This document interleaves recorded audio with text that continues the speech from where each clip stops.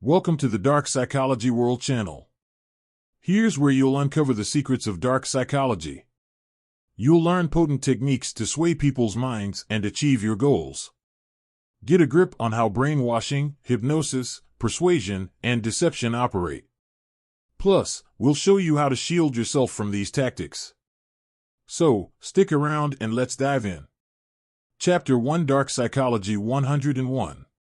In a utopian world, all human beings would look out for each other. Neighbors would be friends. Colleagues in the corporate world would not be cutthroat in their competitiveness. And strangers would all be kind. There would be no theft, kidnapping, or even murder. There would just be perfect happiness and harmony. You could go about your business without worrying that someone was trying to take advantage of you. You could leave your bank cards unattended because nobody would be trying to steal from you. Sleeping with your windows and doors open would be the norm. Identity theft would not exist. Jails would become obsolete. And women could walk in the dark without worrying about getting attacked. Unfortunately, this is not the kind of world we live. In the real world. People use and abuse each other all the time. It almost seems that there is always someone waiting to take advantage of you at every turn.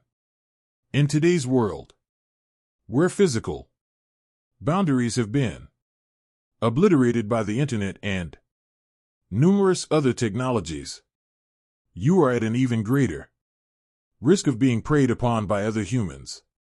Not only are you being preyed on by the people you interact within the physical world, but there is also the additional threat of virtual predators. Suffice to say, humans have become even more predatory than wild animals. Most people would rather believe the best of everyone they meet until proven otherwise. Think about it. When you meet a new person, do you often think of them as a good person or a bad person? High chances are you want to hope everyone has as kind of heart as you do, that they would never do anything to harm you or another. If you go through life believing that everyone is as good as you are, assuming that you are indeed a good person, you are at a very high risk of getting manipulated and taken advantage of. Let's back up a little. When a human being is born, they're born with some inherent qualities that are critical for their survival. For instance, a baby is born with the ability to cry in order to get their needs met by another person. This is because the baby indeed needs another person to cater to them, because they are too little to get anything done on their own. As such, a baby will cry when it needs to be fed, cry when it needs to sleep, cry when it needs comfort, cry for just about anything. Nobody trained this baby to cry. It is a survival tool. It came with straight from the womb. If the parents of this baby do not set particular boundaries as far as responding to the baby's request, the baby learns that it can get just about anything by crying. This is how manipulation begins. That is not to mean that parents are solely responsible for the breeding of manipulators. While parents contribute to the development of manipulative behavior by virtue of genetics and the kind of nurturing, or lack thereof, provided to offspring, there are other factors at play. At the very core of our being, we are selfish beings. We want the best for ourselves first and others later. For some people, there is a line as to what extent they're willing to go to get the best for themselves. For others, the line is blurry and sometimes even non-existent. Where the line is blurry or does not exist is where dark psychology begins. Dark psychology, in the simplest terms, is the study of predatory human behavior. In other words, dark psychology explores humans as they prey on other humans for their own benefit. It dives into the much darker side of human consciousness, where conscience, empathy, and selflessness are unheard of. Dark psychology seeks to understand why some humans do not seem to have any qualms about causing others harm, as long as they stand to gain something from it. Dark psychology acknowledges that not everyone is a nice person, however inclined you may be to think so, and then tries to answer why that may be the case. Human predatory behavior is something that has been in existence since the beginning of time. Humans have always preyed upon each other. This is a constant fact. Only the methods of predation change. Typically, human beings utilize two main channels in their predation: intergroup and intergroup, which are internal and external channels respectively. Intergroup versus intergroup predation. In any group of people, such as a society, community, county, or region where there are shared similarities, there are typically superior and inferior parties. The superiority or inferiority is often determined by what the group of people defines to be the criteria for the same. For instance, it might be the economic power or the social class or so on. Often you'll find that the superior parties prey on the inferior ones for their own advancement. When this happens, intergroup predation is at play. A group of corporations setting up industries in a residential area occupied by poor residents is an example of intergroup predation. In this instance, the richer section of society has no reservations about harming another less fortunate section that is vulnerable and easy prey on. If a group considers itself to be superior to another group and prey on them externally, this is referred to as intergroup predation. That is predation between two or more different groups. This is essentially what happened during colonization, where European countries invaded other countries that they considered inferior and uncivilized for their own benefit. In your everyday life, you may not consciously notice the predators in your midst. Human predators are highly skilled at blending in with the rest of the population. They look like normal people, leading relatively normal lives. Whenever there is a murder or any other criminal incident in a community, you'll often hear a member of the community say of the perpetrator, "He was such a good man, well liked by everybody in town. We would never have suspected that he was capable of such an evil act." The truth of the matter is that the suspect was not really a good man. More often than not, he was just a bad man disguised as a good man. Of course, the terms bad and good do not do any justice in explaining the complex and often confusing elements that play a part in causing one to choose to become a predator. While the monsters in your life may not always be obvious, there are some simple ways to identify a predator. If you are observant of the people you relate with, you will have an easier time telling apart the good ones from the bad ones. This is especially true if you listen more than you talk. You learn more when you are just listening and observing. So, what are the distinguishing marks of a human predator? Identifying a human predator. Your favorite colleague at work might be someone that you really get along with, or someone who pretends to get along with you for their own benefit. How do you tell the difference? They are unbelievably charming. The most efficient predators are also extremely charming. They know how to do and say the right things so that they come across as appealing to others.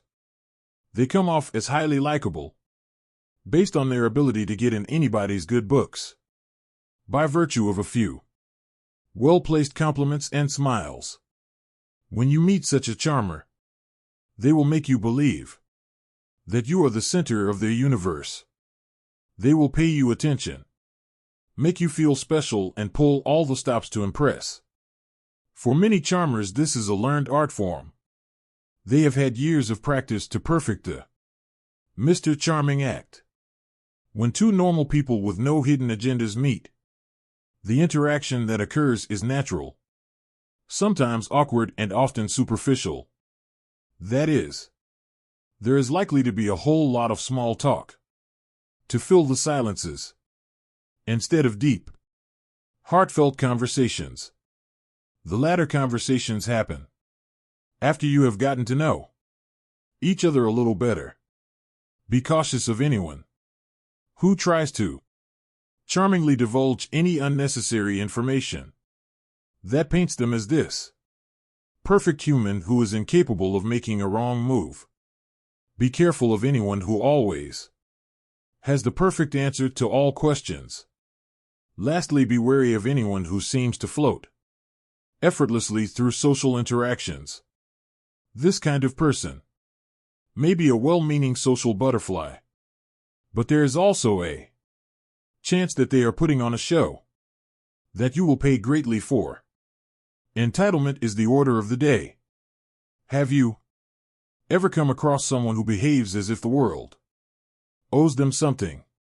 This kind of person must have what they want at whatever cost. If they do not, they will throw a tantrum and make everyone pay for it. Human predators are often entitled people. This is the reason why they often have no problem getting what they want, at whatever cost, even if it means hurting others. After all, the world is in their debt, and this debt must be repaid, even if it means stepping on a few or many toes along the way. At the workplace, entitlement is played out in the form of a colleague who believes they deserve a promotion by virtue of any reason that they come up with. This kind of employee will go to great lengths to ensure that the boss gives them the promotion that they believe they have earned. Even if they barely pull their weight at the office, they will try to make everyone else look bad and undeserving of the promotion. If they do not get their way in, the promotion goes to someone else. They will consider that person their lifelong enemy. After all, how could that person take away their promotion? It will never occur to this entitled employee. They probably need to work harder to rise up the ranks. They love being in control. Most people love having some control in certain aspects of their lives. It is normal to want to be able to call the shots within reasonable bounds. The problem begins when a particular person feels that they need to call the shots in their lives and in other people's lives. Most manipulators are control freaks. Some of them have subtle ways of expressing this control, while others could not be bothered to make it less obvious.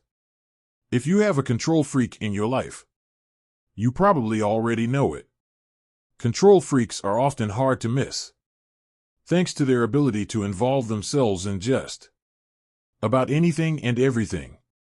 At the workplace, control freaks have a very hard time delegating to others, even when it is necessary.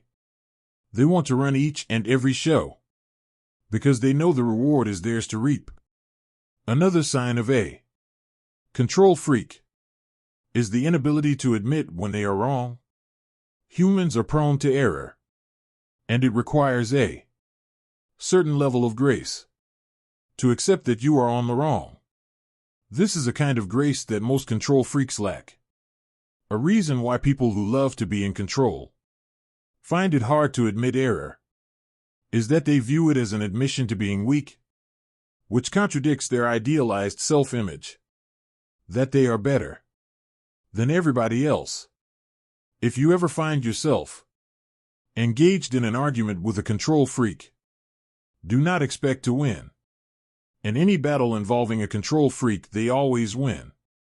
If they do not win, the winner becomes the newest enemy that must be defeated, come what may. Control freaks also like to nitpick everybody and anybody, judging them according to the superior standards they have set for themselves.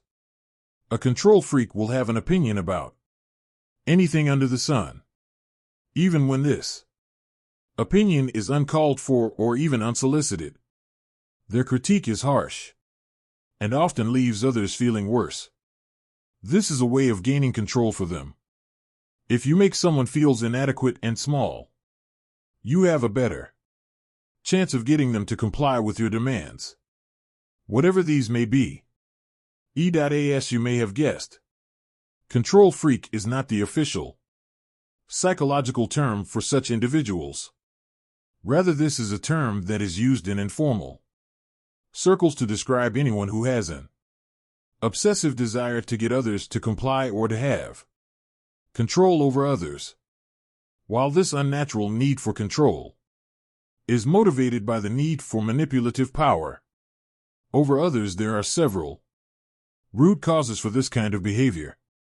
Control freaks often have personality disorders that cause them to behave as they do. A personality disorder is defined as a pattern of behavior that deviates from what is considered normal behavior. For this sort of behavior to be classified as a personality disorder, and not just a teenager having a bad day, it has to show up consistently to the extent where it becomes deep set in the individual's life and daily choices. Everyone has their bad days.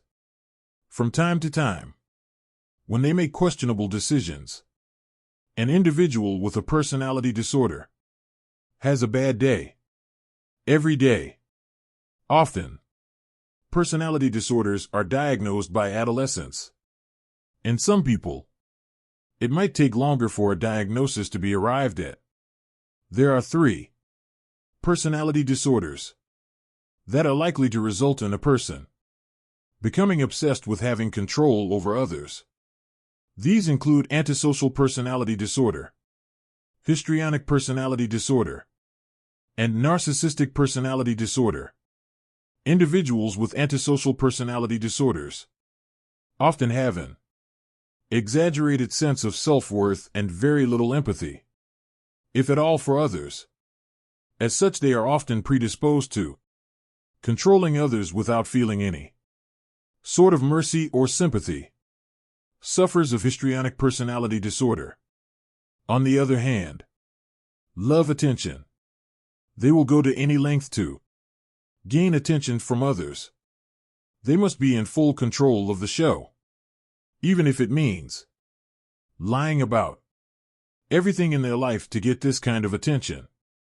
Getting attention is the means to and the outcome of the control they have over others. In short, attention is a song they can dance to forever. Narcissists love control because they believe they are better than anyone else, and that they are entitled to this control. There is simply no getting your way with a narcissist. If you are involved with a narcissist, be it at work or in a personal relationship, the only answer you will ever be allowed to utter is yes. Narcissists thrive on control because it feeds their unending desire to be the biggest deal in every room that they are in. Their emotions are not authentic. Have you ever come across someone who seemed very kind and generous, but your instincts told you not to trust them? It's probably because your sixth sense could detect that all the kindness and generosity was not authentic. While it is possible for the heart and mind to be fooled, the sixth sense is almost always able to pick out the lies from the truth. Human predators know that there are certain emotions and behaviors that are beneficial in relationships. They know that kinder people are well liked, and generosity is taken to mean that a person is good at heart. Predators will not care much for kindness, but will go to great lengths to paint the required picture of perfection. They will show up to community gatherings with home-baked cookies, at charity events, They will have the biggest check. They will always have the brightest and warmest smiles. On the surface, they will be the picture of neighborly friendliness and hospitality. That is why they always catch people unaware. When they decide to unveil their other side, the one that is not as kind and not as generous. When dealing with someone who goes to great lengths to prove that they are a really nice person, take with you a pinch of salt. Pay attention to what your gut says about this person. Your ears and eyes may deceive you, but that inner voice of reason will always have your back. They like to be the victims. One of the best ways to deflect attention from your wrongdoings is to turn the spotlight onto another person's wrongdoings. Human predators have mastered the art of playing the victim. It allows them enough time to victimize another person while everyone else is distracted. A person that plays the victim will never apologize for anything they do. If they are late, it is because someone else sent the wrong meeting invitation. If they cheated, it is because their partner did not pay them enough attention. If they hit another person, it is because the person made them so mad that it drove them to violence. It is always one story or another. The truth of the matter is that the predator is never the victim. They are often incapable of being the victim. After all, they have orchestrated their lives and those of others to suit their own interest. However, predators also know that people like to feel sorry for victims. As such, they will play the victim for as long as it suits them. With this understanding of how predators look like, you might be wondering what steps you can take to protect yourself. First, it is important to acknowledge that this first chapter only touches the surface of dark psychology and the players therein. The subsequent chapters will dig deeper into peeling back the more intricate issues at play. At the end of this deep dive, you will have gained an even better understanding of how manipulators and other dark characters operate. This knowledge will help you to protect yourself and, if need be, turn the tables as appropriate. That being said, you can still protect yourself as early as now. Basics of defending yourself against human predators. The first thing you need to know is how to identify the props that the predator is using to disguise their real self from you. This could be fake kindness and generosity in the form of excessive gifts or forced affection. Beware of anyone who comes across as too perfect.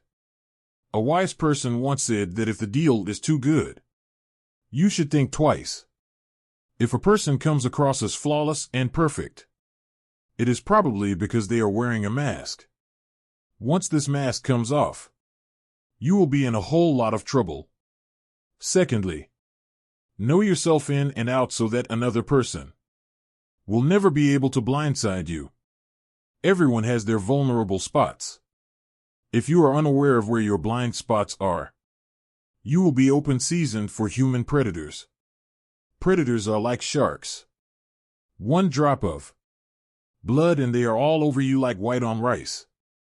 Get to know where you bleed from and keep this knowledge hidden far away inside of you until you are 100% certain that a person can be trusted with this information.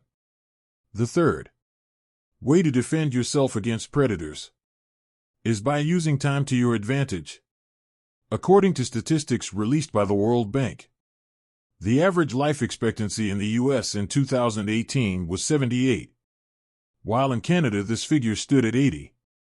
This means that if you live in either of these places, you have a very good chance of living past the age of 70.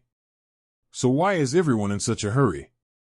Unfortunately, we live in a world where everyone is in a hurry to go somewhere or get something. In the midst of all this hurry are predators, preying on those who are desperate to catch up. If you rush through things, you will look back and wonder at all the mistakes you made that you could have avoided. Use time to your advantage. When it comes to getting to know someone, or when it comes to understanding an investment, predators like to instill fear in their prey by making them think that they are running out of time. You are not running out of time. Time is on your side. Use it wisely.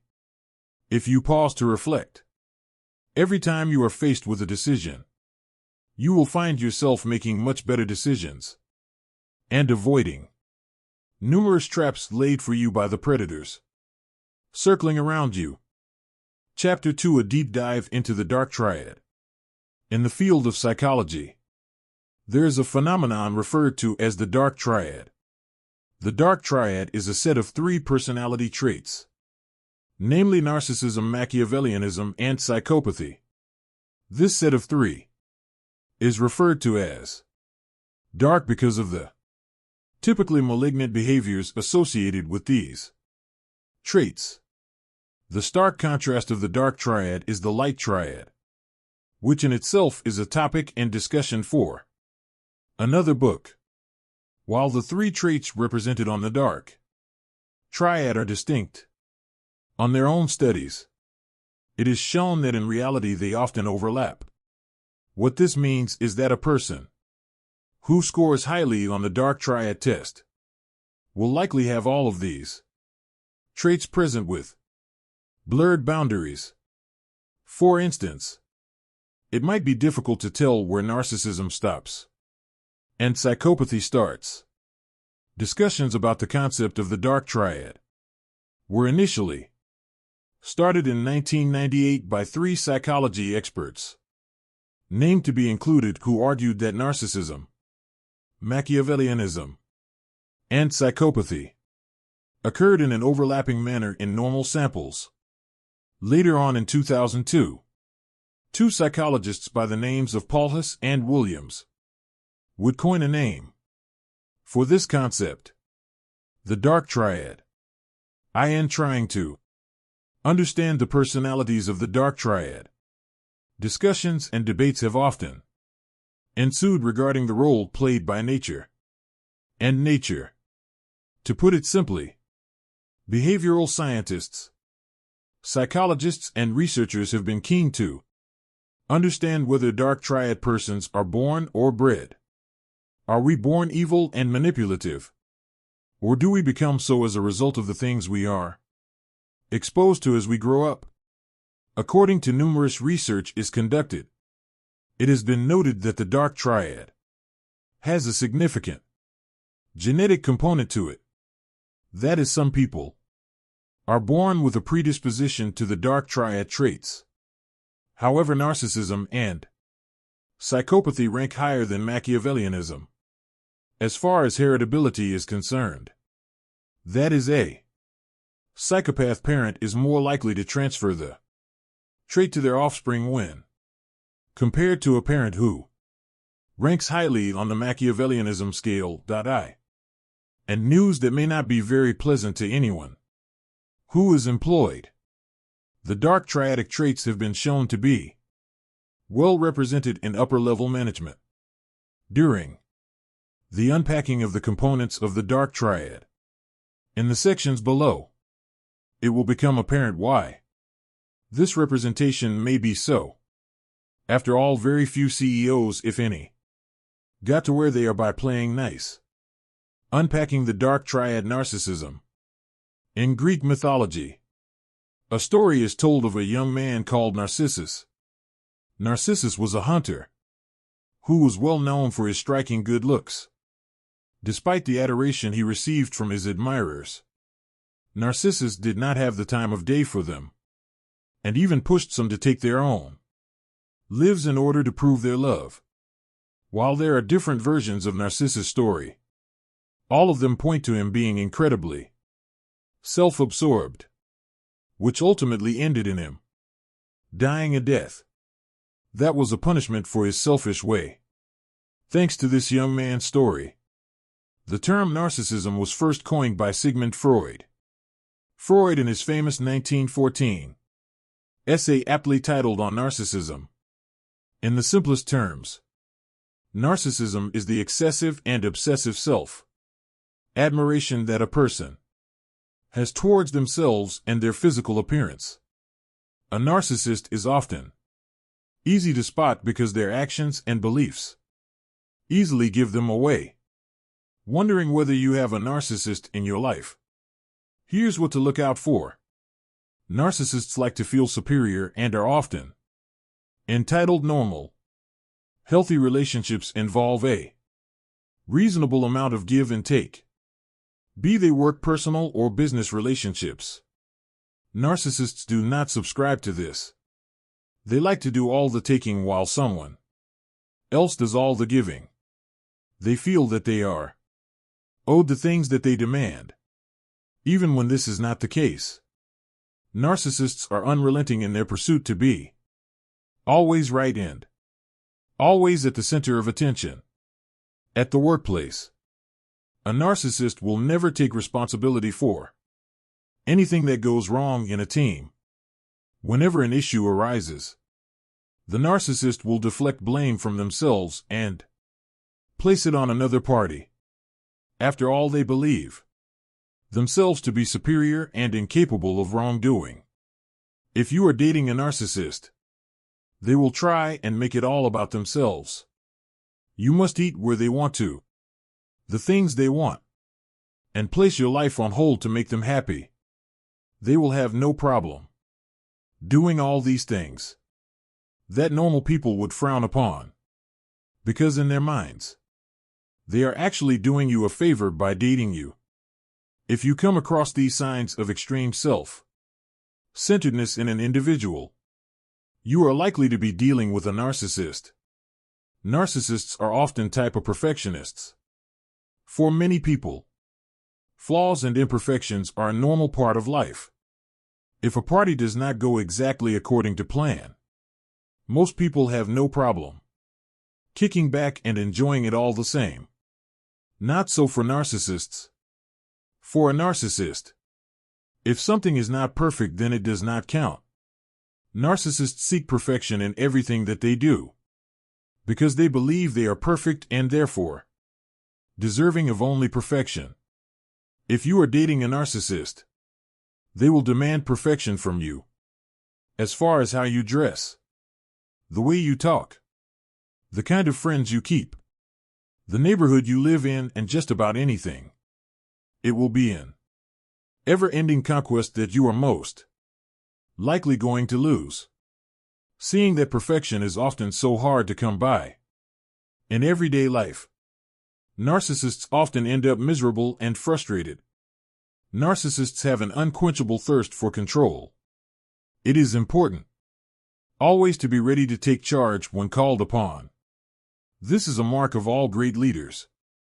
In your own life, it helps to have a healthy sense of control over various aspects.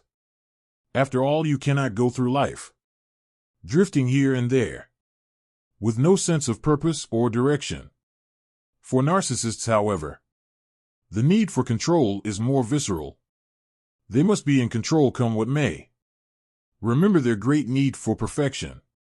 Well, narcissists feel that they must be in control so that they can achieve this perfection. They simply cannot trust other lesser beings to be in control, because then they will mess everything up.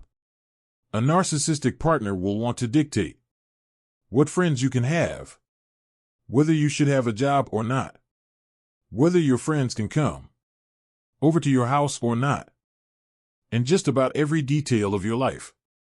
At the beginning of a relationship with a narcissist, you might find you mistake this need for control for undying love and devotion.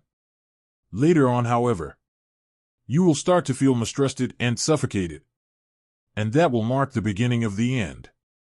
In the workplace, narcissists love to manage every aspect of their employees' work.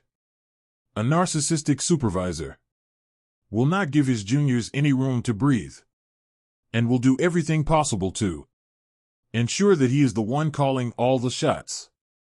Narcissists have no sense of boundaries. Your boundaries are those guidelines that you have set to determine how your personal interactions will go about. Boundaries establish what is acceptable and not acceptable in your life. For many people, boundaries are second nature. For instance, most people will not take insults while lying down. It is simply not acceptable for them to be disrespected. This way, normal people are able to acknowledge boundaries in their everyday life. Narcissists, on the other hand, have no time for such frivolities. A narcissist will have no problem intruding in your personal space because they believe they have a right to be there. They get a high from flouting social norms and rules because they believe these rules do not apply to them, and nobody can do anything about it since they are superior to everyone else. Anyway, how do narcissists control others? Now that you know how a narcissist looks like, you are probably wondering what the narcissist in your life is doing to control you. The traits of a narcissist discussed in the previous section seem pretty easy to notice. After all, how hard can it be to notice when someone is trying to control you? The answer is that it can be very hard, especially when this person disguises their actions as simply looking out for you. Most narcissists are usually very smart and are able to blend in your everyday life without calling attention to themselves. They may also be very talented and creative, and this will usually be the charm that draws you to them. When you are out there looking for a monster in the form of a narcissist, you might not be looking for the talented and super creative friend who always has a solution for everything. Yet she might be the one narcissist in your life who is only concerned about winning, regardless of who gets hurt along the way. Besides making use of their aforementioned traits to the best of their abilities, narcissists are also very keen liars. In a bid to be the star of every show, narcissists easily master the skill of deceit in its various forms. Deception is the narcissist way of throwing you off reality so that they remain in control. In any case, they also live in an altered reality where they are perfect and everyone else is their inferior. Deception is therefore also a way for them to loop you into this unending narrative where they are the main character. Unpacking the dark triad. Machiavellianism. Niccolò Machiavelli, often referred to as the father of modern political science, was an Italian of the Renaissance period who wore many hats. Machiavelli was a politician, historian, humanist, poet, author, and diplomat, among others. In 1513, Machiavelli wrote his most famous book, The Prince. In this book, Machiavelli described and endorsed the use of unscrupulous means to gain and maintain political power. From this work and his endorsements arose the term Machiavellianism, which was used to refer to the type of political leaders and tactics that Machiavelli described in his book. This term was later borrowed by psychology experts to describe a personality trait that is characterized by lack of emotion and a desire to achieve at the expense of others, be it through deceit, manipulation, or flouting of common rules of decency and morality. In the simplest terms, a person who exhibits Machiavellianism is willing to do just about anything if it means winning. Machiavelli is the reason why the phrase "the end justifies the means" exists. Since the adoption of the term Machiavellianism in psychology, much research has been undertaken to determine exactly what drives the individuals who score highly on the Machiavellianism test, otherwise known as high marks. It has been found that high marks tend to value power Money and competition above everything else. High Mocks place very low premium on things like community, building, family, and even love. The reverse is true for those who score low on the Machiavellianism scale, otherwise known as low mocks. Characteristics of high mocks. High mocks are all around us. You probably know one or even work for one in your current workplace. High mocks are driven and often successful. They have worked hard and smart to be where they are, often stepping on others' toes unapologetically. If you know someone who is highly successful and seems to be feared by everyone around them, then you are likely dealing with a high mock. So what exactly distinguishes a person that scores highly on the Machiavellianism scale? High mocks hate structure. Structure comes with rules, and high mocks hate rules. Ergo, high mocks hate structure as well. High mocks would rather be left alone to make their own rules as they go by. They abhor having to do something simply because someone else said so. Rules do not make sense to them, and the structure is imprisoning. High mocks, therefore, thrive in environments where they are boundless and free to be as creative as they want. As far as professions go, high mocks tend to prefer business environments while shunning any profession that involves helping other people. High mocks, for instance, makes very effective salesmen by account of the fact that they are willing to tell lies to sell a product if it earns them a commission. An individual who scores lowly on the Machiavellianism scale might feel guilty about selling hot air to a consumer. Not so for a high mock. As long as the benefit of a fat bonus and commission is awaiting him, a high mock will ensure that customer gives them their money in return for whatever they are selling. In other words, the end will always justify the means for a high mock. High mocks are highly opportunistic. While other people go through life smelling the flowers and doing other cliché things that make normal people happy, high mocks look at life as a game where they must win. They think of life as a giant chessboard where every move must get you closer to winning. As such, high mocks are highly opportunistic and will leap at every chance they can grab to get ahead.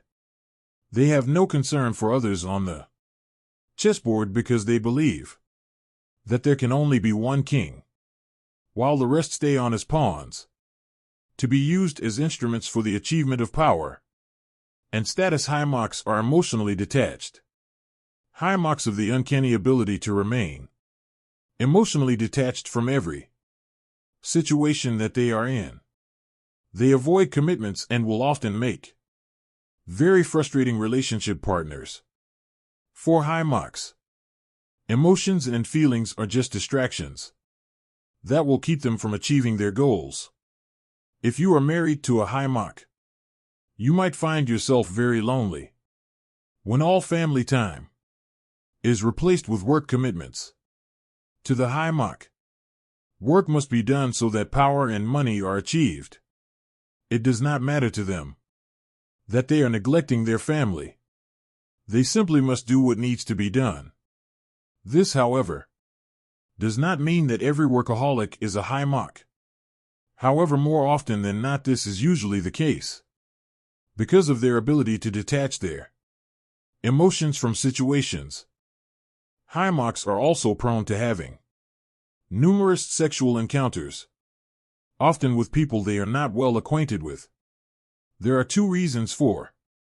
Oscar Wilde once said this: everything in human life really is about sex except sex. Sex is about power. Nobody relates to this better than a high mock, who is convinced yet another conquest to join him in bed. The second reason for the numerous sexual partners is the ability for emotional detachment, which allows a high mock to jump from person to person without feeling any sort of commitment to anyone. High marks lack empathy. Empathy is defined as the ability to share the feelings of another. Seeing that high marks are not emotionally attuned to people or situations. It goes without saying that they are not exactly in the best position to be empathetic. This lack of empathy also works to their benefit, in that they can easily harm others to get ahead without blinking. After all, if you are incapable of feeling someone's pain, you really have no problem causing them the pain in the first place. High marks make good teammates but not good friends. When you are competing in a sport or in a debate, you want to get the teammate who will help you in the top prize because of their competitiveness and willingness to use any means to get ahead. High marks make very good teammates in competitive scenarios. The same cannot be said for personal relationships. While many people will rush to team up with a high mark, not too many will be willing to date them or be best friends with them.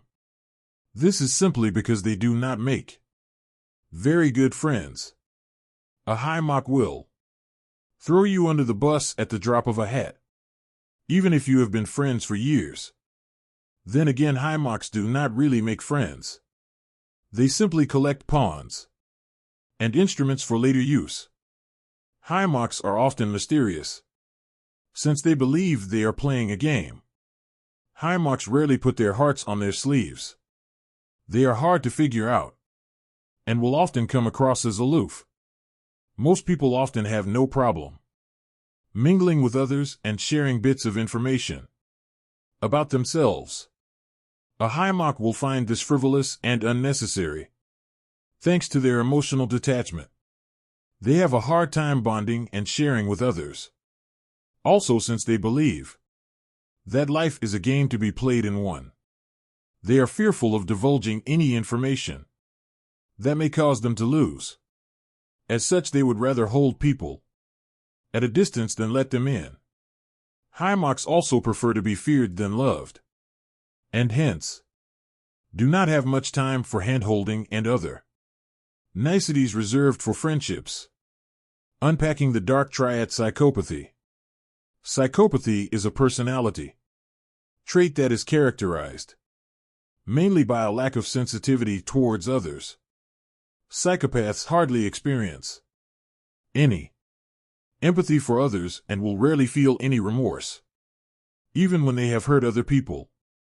There are numerous views in regard to psychopathy, but most of them seem to agree on the three main characteristics that distinguish a psychopath from any other normal person. These three characteristics include boldness, lack of inhibition, and meanness than any other person would find unbecoming.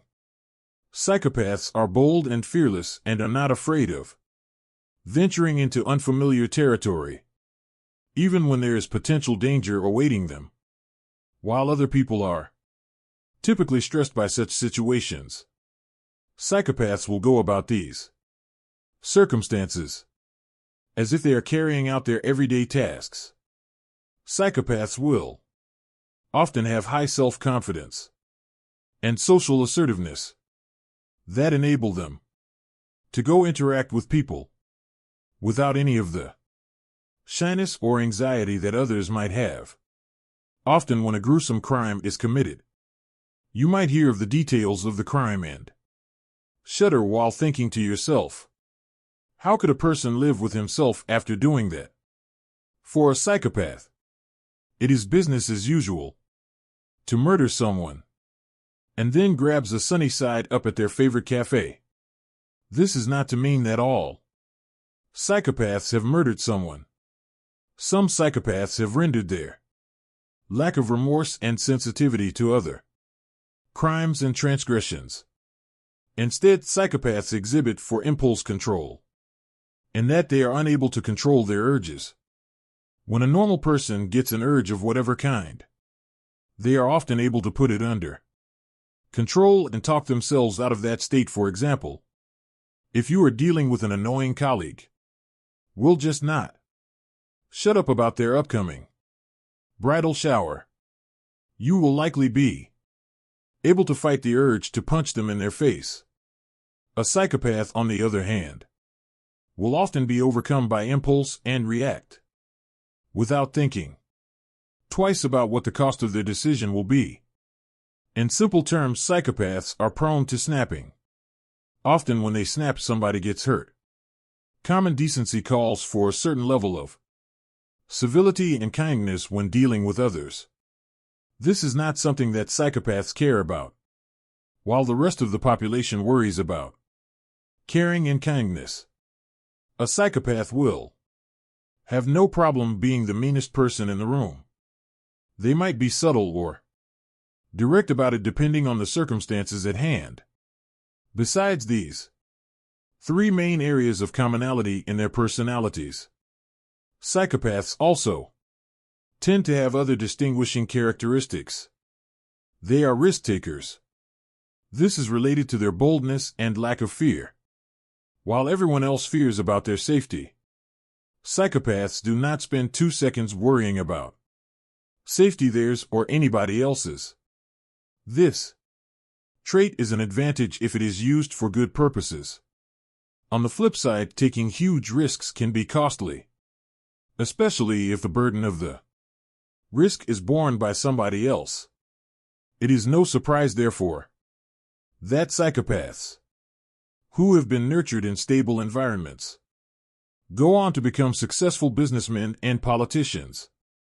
After all, they are genetically predisposed to take all the big risks that will get them ahead.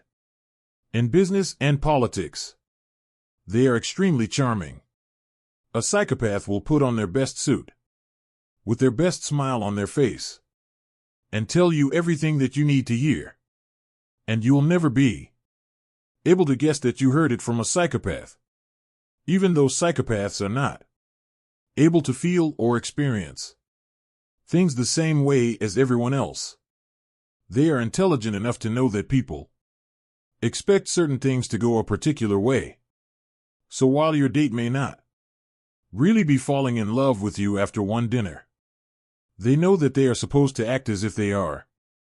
Psychopaths are great students of life in that they are able to mimic normal behavior, thus allowing themselves to go undetected for the longest time. Do not fall for the charm of a psychopath. That is fickle and comes at a high price. They often lack long-term goals. There is nothing thrilling about long-term goals, at least as far as the psychopath is concerned.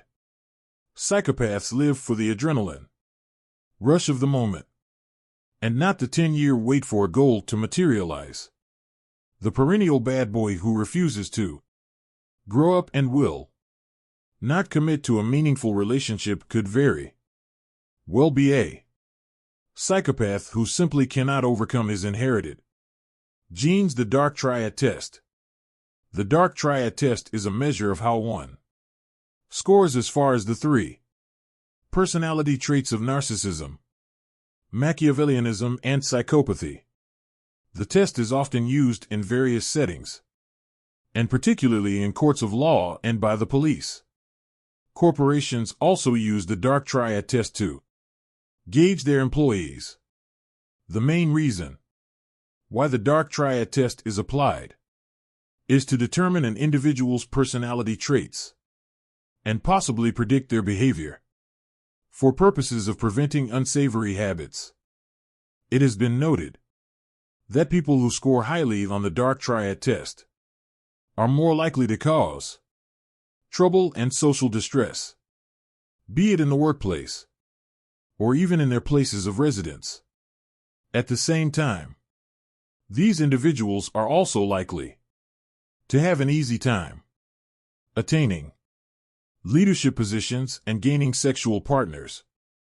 The dark triad test requires you to answer a set of questions on various topics, including how you feel about yourself and others, whether you keep track of information that you could use to hurt others, and your general perspectives about life, death, and social interactions, among others.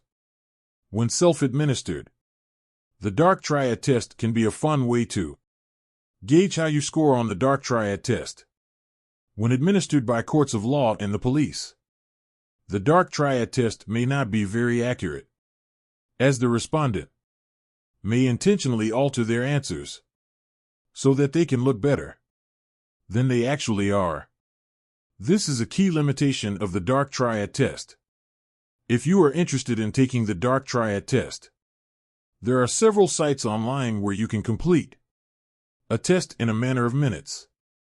Be careful about taking the results of the test too personally. Sometimes the answers you give are based on the kind of day that you are having and not on the kind of person that you are. In any case, if you consider yourself a decent human being who always treat others with respect and would never harm others, then you should not worry too much about what a test says about you. On the other hand, if you always seem to run into conflicts and arguments and have to constantly talk yourself out of harming others, then a high score on the dark triad test might be the explanation you have been waiting for all along. Dealing with dark triad personalities, they may not have taken the test and brought you the results, but you probably know a few dark triad personalities in your life. These are easy to spot. They are. Chapter C: The ABC of Brainwashing. Brainwashing is perhaps one of the most intense forms of social influence, in that it demands a whole lot of commitment from the brainwashed and the victim. Brainwashing, also referred to as mind control, thought reform, or coercive persuasion, is not a technique that can be applied on a one-off basis with results. It requires consistent input from the manipulator up until the point where they are able to break down the victim to the desired results. More likely than not, you've heard someone described as brainwashed. You may even have used the term yourself to refer to someone who expressed opinions that seem too brazen to be true. That is obviously not their own. While many people will often use this term loosely in everyday conversation, the full extent of this manipulation method is something that can only be understood after acknowledging all facts about it. First things first, many manipulation methods, or social influence methods if you prefer, rely on particular approaches to achieve intended results. There's the approach of compliance, where you make a subject do something without really caring about their underlying ideas or beliefs. Then there's the persuasion approach. That seems to make someone do something by targeting their beliefs or attitudes. For instance, a manipulator might try to tell you that doing something will help you feel better or become more successful. In other words, they are trying to convince you to adopt a different attitude about yourself or your life. Lastly, there is an approach that is referred to as the propaganda method, or education method, if you like. This approach aims to get converts by showing them the error of their past ways and introducing them to better ways and beliefs. It's similar to walking up to someone and showing them that everything they have ever believed in up until that point has been a lie, while making them think that you are the sole bearer of the ultimate truth. The reason why brainwashing is so powerful and difficult to undo is that it combines all three approaches. It is often near impossible to convince anyone that has been brainwashed that they are actually brainwashed. In the modern world, brainwashing is a daily affair. The media is a particularly nasty culprit as far as brainwashing goes. Since time immemorial, or at least since the invention of the newspaper and television, media houses have been in charge of disseminating information at their own discretion. The media decides which tone to set for various social, political, and economic topics across the board. Television shows, TV personalities, marketing departments, and glossy fashion magazines have time and again defined which beauty standards are acceptable and which ones are not. As a result, a great segment of society is left feeling as if they are not beautiful or worthy enough because the media said so. Politicians and religious leaders are two other significant culprits as far as brainwashing goes. Many politicians are self-serving and would do anything to get ahead in the world of politics. They have mastered the art of brainwashing masses of people to get behind them, because the greater the number of brainwashed supporters they have, the further they are likely to advance. Brainwashed supporters also do not ask for much accountability from their leaders. It is thanks to brainwashing that a whole lot of political leaders have managed to mobilize their followers to commit senseless crimes that the same person of normal thought and conscience would not commit. Religious leaders who brainwash their followers, on the other hand, are keen to surround themselves with people who can be easily controlled and who believe in the same things as the leaders themselves. Think about it: if you were a self-serving, pseudo-religious leader yourself, you'd want to have a subservient congregation that did as it was told. The last thing you'd want is an outspoken crowd of people who question each and every sermon that you give.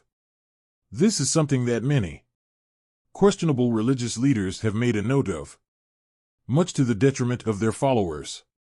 Perhaps some of the starkest reminders of effects of brainwashing in the religious spheres are the multiple mass suicides that have occurred as congregants seek to reach for the afterlife at the instruction of their religious leaders.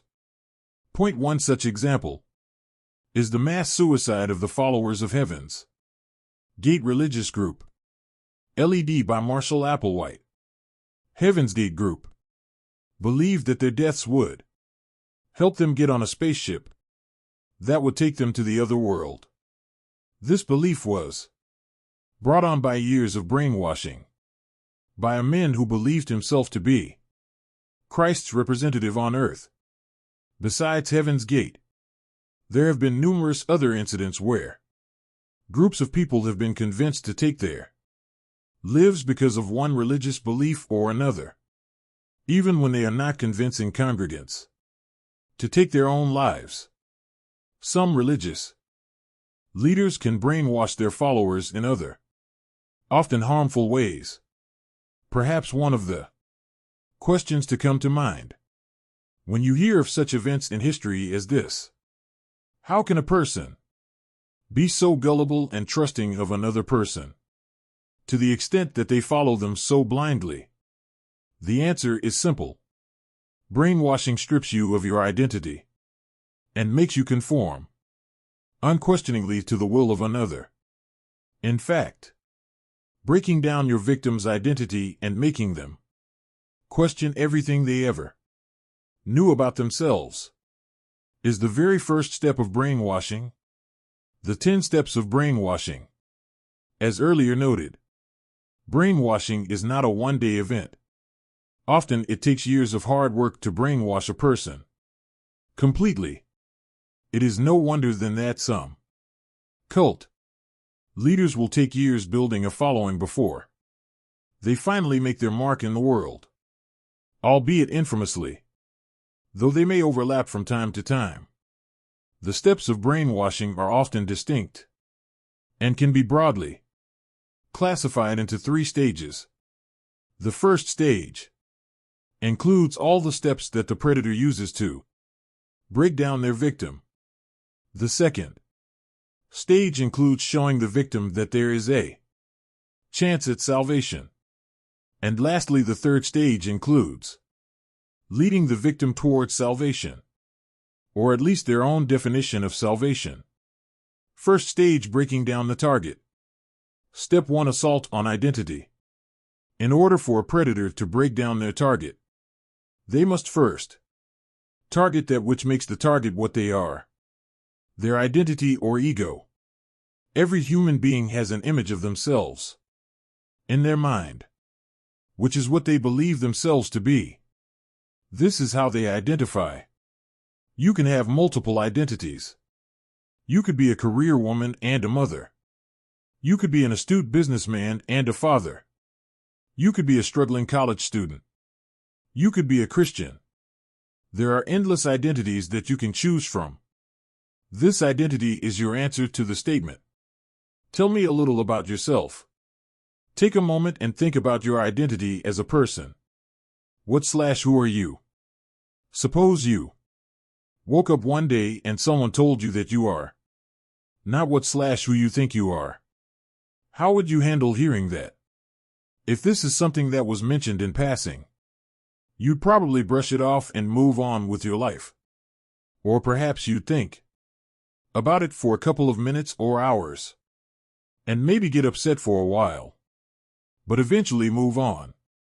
Now suppose someone came to your house every minute of every day to tell you that you are not the person you believe yourself to be. How would that make you feel? If this persisted over weeks or even months, you'd probably be out of your mind. At the end of it all, you'd be disoriented and left wondering where to draw the line between reality and fiction. If you had previously thought of yourself as a good writer, you'd start doubting it. If you believed yourself to be the biological father of your children, you might start questioning it. If you grew up thinking you were a good Christian, hearing contradicting reports on a daily basis would make you start to believe that perhaps you are not. The first step of the brainwashing process is where all the dirty work begins to take root. A person who has had the ugly seed of doubt planted in them is vulnerable to manipulation. As human beings, we like to believe the best of ourselves. Moreover, we like to have other people believe the best about us. Yes, there are people who do not care for the validation and approval of others. This is admirable and should be something we all work towards. But at the end of the day, the person who goes to bed believing they are the worst of the worst, thanks to other people's feedback, sleeps more restlessly. Of course, having high self-esteem and a solid sense of self protects you from the predators looking to prey on you. But that is a topic for another chapter. The outcome of the first step of brainwashing is a full-blown identity crisis that the predator can prey on. For the purposes of the second step. Step 2: Guilt tripping. Guilt may be a useless emotion, as it has been called, but it is also a very powerful emotion. Guilt can make you promise things that are out of your scope as a person. Guilt will have you staying up at night, wondering why you are such a horrible human being, when in fact you are not. The power of guilt is constantly being harnessed by human predators around us. The second stage of brainwashing works this way. The brainwasher has already convinced their victim that they are not what they have always thought themselves to be. The victim is hence in a state of confusion as they seek to answer the identity question for themselves. That is, if they are not a good person, then who are they? At this point, the predator swoops in and starts taking them for all the guilt trip of their life. When you are unsure of who you are, it can be very easy to believe every lie that you are fed about yourself. A brainwasher will make statements that convince their victim that they are essentially a bad person, regardless of the context that this adjective is used. For instance, a brainwasher might try to convince a young mom that they are a bad person and a bad mother because they have agreed to vaccinate their kids or prefer the bottle to the breast. A predator will take every opportunity to remind the victim that they lack in a specific field, or in all fields of their lives, and that the only way to redemption is to listen to and accept what the predator has to offer. The predator is merciless in their attack on the victim, because the end goal is to break down the victim to the point where they are helpless and completely free of their authentic self-image and identity. Steps 3 and 4: Self-betrayal and breaking point. Most people are fiercely loyal to themselves. They will defend themselves and their actions, and fight to have their voices heard. Even those people who are unable to stand up for others are often able to stand up for themselves. A brainwashed person is the complete opposite. After constantly being bombarded with messages of being the opposite of what they have believed themselves to be, brainwashed persons have no problem denouncing themselves and everything else attached to them. These include their relatives, friends' belief system, and any other associations that they might have that connect them to their old identity, which the brainwasher has evaluated and found severely lacking. There are certain reasons why a brainwashed person easily finds themselves in this step and unable to fight back. For starters, they have already gone through the first 2 steps and come out feeling disoriented and drowning in doubt and guilt. More often than not, they do not have the energy to fight back. Keep in mind that sometimes there is the risk of physical harm if compliance is not achieved. So the target might be too afraid to contradict all the messages that they receive from the predator. At the same time, guilty people have a way of wanting to make up for their sins. For some people, especially those who have been broken down through brainwashing, making up involves cutting ties with everything connected to their sinful past. Unfortunately, what often happens is that the victim is often left in an even worse place after they have disowned their friends, relative, and belief system. The shame and guilt they felt before increases. After all, they are now a traitor, and the fact that they could not be loyal to their circle is proof enough that they are as bad a person as the predator surmised. It is quite easy to see that brainwashing is psychological warfare that aims at tearing down a person to the point where they are unable to think coherently and independently. It is all-consuming and exhausting, and victims often have a really difficult time extricating themselves from the jaws of their predators, especially if they make it through the other stages of the brainwashing process. Second stage: dangling the carrot of salvation. Step 5: the olive branch. After the first 3 steps of brainwashing described above, a brainwashing victim is often feeling so terrible about themselves that they are looking to redeem themselves at whatever cost. The victim is often in a poor mental state and suffering from a low self-image. They have lost their former sense of identity and will clutch at any straws that are offered for the sake of feeling something again. It is likely that a target will undergo a nervous breakdown at this point, and this becomes the predator's cue to swoop in and offer salvation. After breaking down their target for a sustained period of time, the manipulator will often extend an olive branch so that the target can fall into the trap of believing that there is some light at the end of the tunnel. At this point, an olive branch might be anything from a kind word to a gift, or maybe even some form of physical affection. This olive branch serves to show the target that there is some leniency to benefit from if they are on the manipulator's good side. After all, the manipulator is a good person who wants the best for them.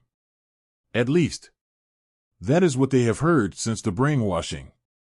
Step 6. Compulsion to confess. Consider this.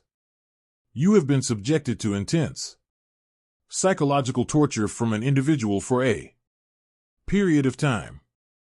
You have lost your sense of identity and are feeling confused and unworthy. You are nearing a nervous breakdown or have already undergone one, and cannot make head or tails of any aspect of your life. You have been living in isolation after denouncing your social circle and cannot remember the last time you had a proper meal. Then this individual shows up at your doorstep one day, carrying a steaming pot of coffee and freshly made muffins. They say they just want to talk. You let them into your home. You cannot believe it. This is the only kindness you have received in the longest time. What do you think will be your reaction to this unexpected kindness from your former abuser? More often than not, you will feel a sense of indebtedness. Human beings like to reciprocate kindness for kindness. When someone does something nice for you, it is human to want to do something nice in return. For a brainwashed person, the need to pay back is even greater, because they feel that they must also pay for everything that they are wrong about, at least as per the gospel of the brainwasher. As such, the brainwashed party will be more than eager to offer back some form of kindness in their tortured minds. This kindness will often be in the form of a confession. Typically, the predator will offer the option of a confession as a way of getting paid back. Step 7. Guilt channeling. After weeks and months of being told that they are wrong about everything, a brainwashed victim is often riddled with so much overwhelming guilt that they really have no room for any other emotion. The target has been bombarded with so much psychological torture from the predator that they are not even sure what they feel most guilty about. The victim just knows that they are guilty of something. In this confusion, the manipulator swoops in and convinces them that the guilt is because of all the wrong things they have previously believed in. In other words, the predator channels the guilt to the belief system. The victim now starts to associate the guilt and the burden of dealing with the guilt with their belief system. The predatories, in essence, making their victim learn to associate all the bad feelings with their past, while at the same time making them believe that there is the chance of being redeemed and feeling better if they choose alternative beliefs.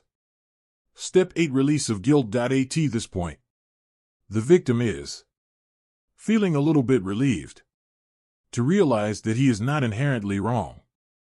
Rather, it is his beliefs that are wrong. By dissociating himself with his beliefs, he can be right again. He releases his guilt by giving up everything and anything that is tied to his wrong beliefs, including those closest to him. He confesses the errors of his past ways and is ready to take up the new belief system that is offered by the brainwasher. Third stage, the rebuilding of the brainwashed self. Step 9. Progress and harmony. At this point in the brainwashing process, the target is eager to redeem themselves and look good in the eyes of the brainwashed. As such, they will begin to rebuild a new identity that is based on the belief system offered by the manipulator. After going through the suffering and torture of the earlier stages of brainwashing, the victim is convinced that their old belief system will only bring them pain and guilt. They are happy to be rid of the old self and replace it with a new self, which is their safe haven from all their past and present suffering. Step 10. Final confession and rebirth. After accepting the new belief system, the victim often feels a sense of relief to be done with their past and all associated suffering. They will cling on to their new identity like the proverbial last raft on a sinking ship, because this is the only peace they have known in a long time. At this point, the brainwasher has successfully managed to gain a convert and might even hold a ceremony to welcome the new convert into the sacred inner circle. It is common for most victims to be completely isolated from their families. At this point, they will have gotten it in their minds that they are now different people who must not associate with the bad things of their past.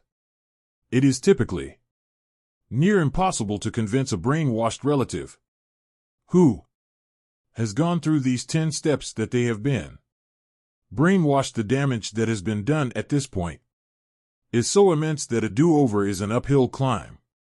Professional help may be sought to save a loved one who is brainwashed, but it is never a guarantee of success. A simple way to describe how the brainwashing process works are as shown in the table below. Step: message to the target: you are not who you say you are. Intended outcome: self-doubt. Step: message to the target: you are a bad person. Intended outcome: guilt. Step 3: message to the target: you need to agree with me that you.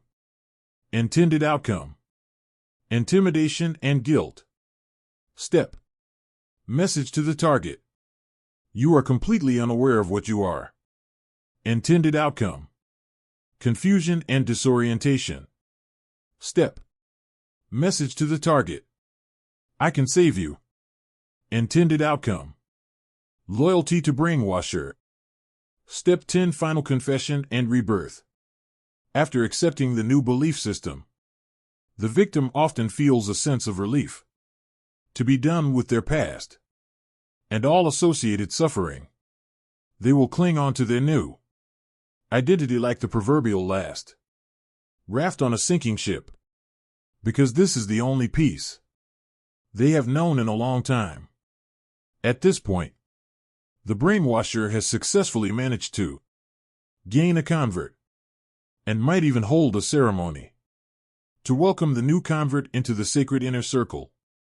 It is common for most victims to be completely isolated from their families.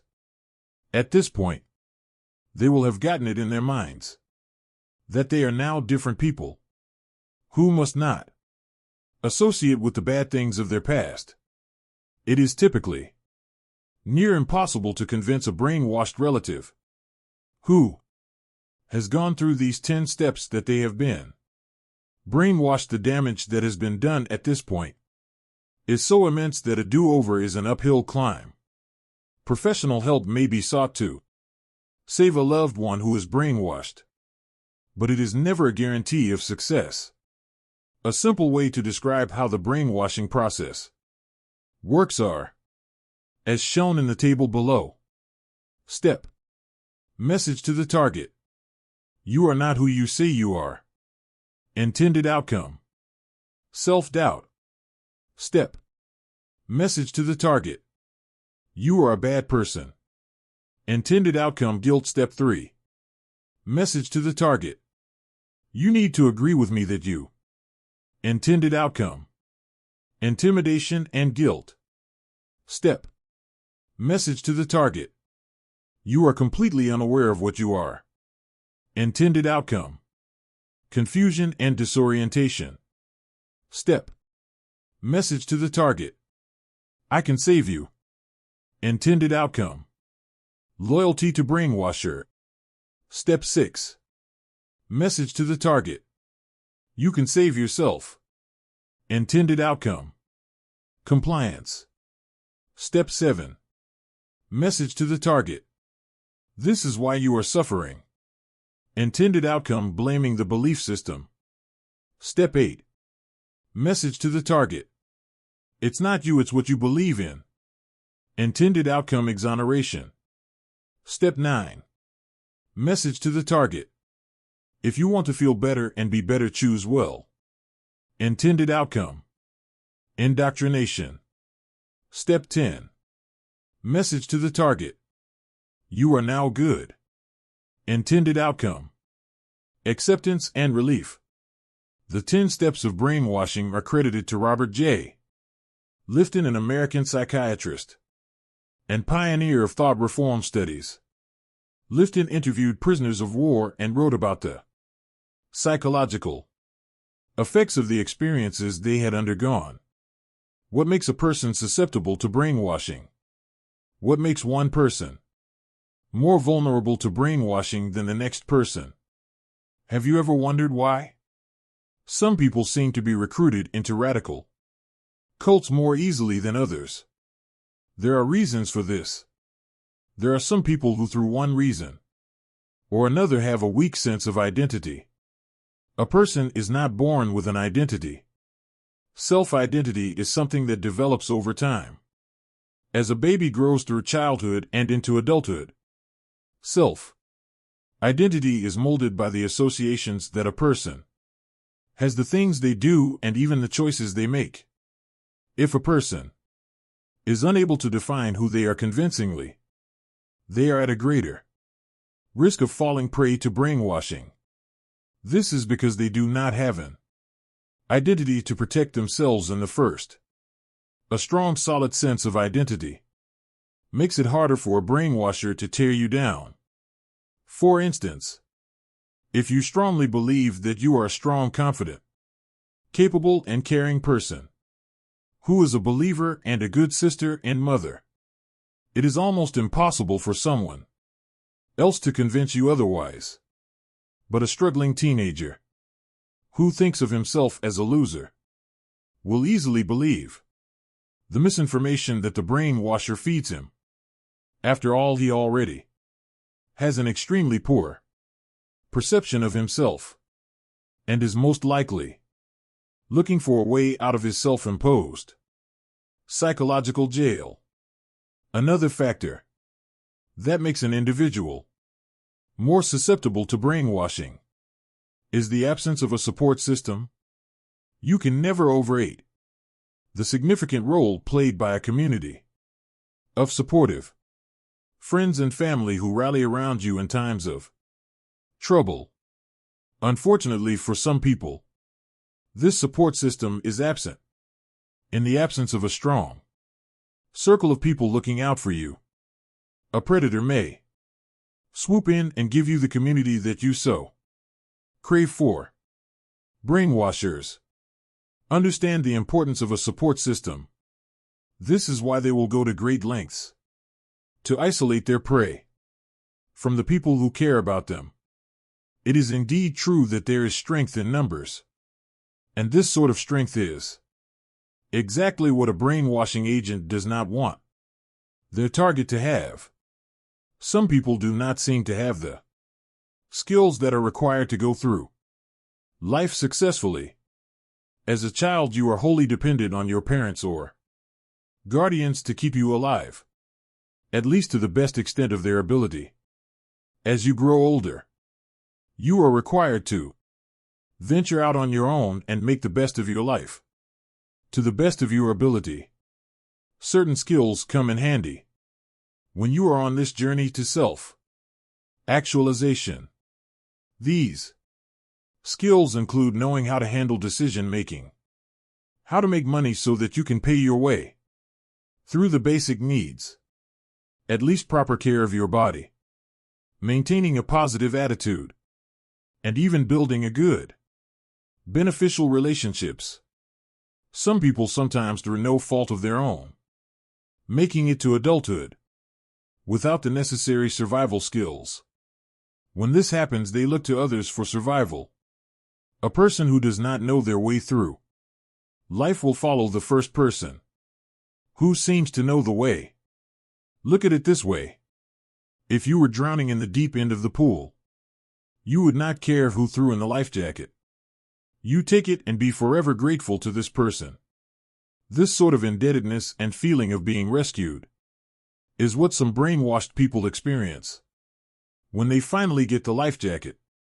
What they do not know is that what seems like a life jacket is actually a trap to keep them floating in waters riddled with falsehoods.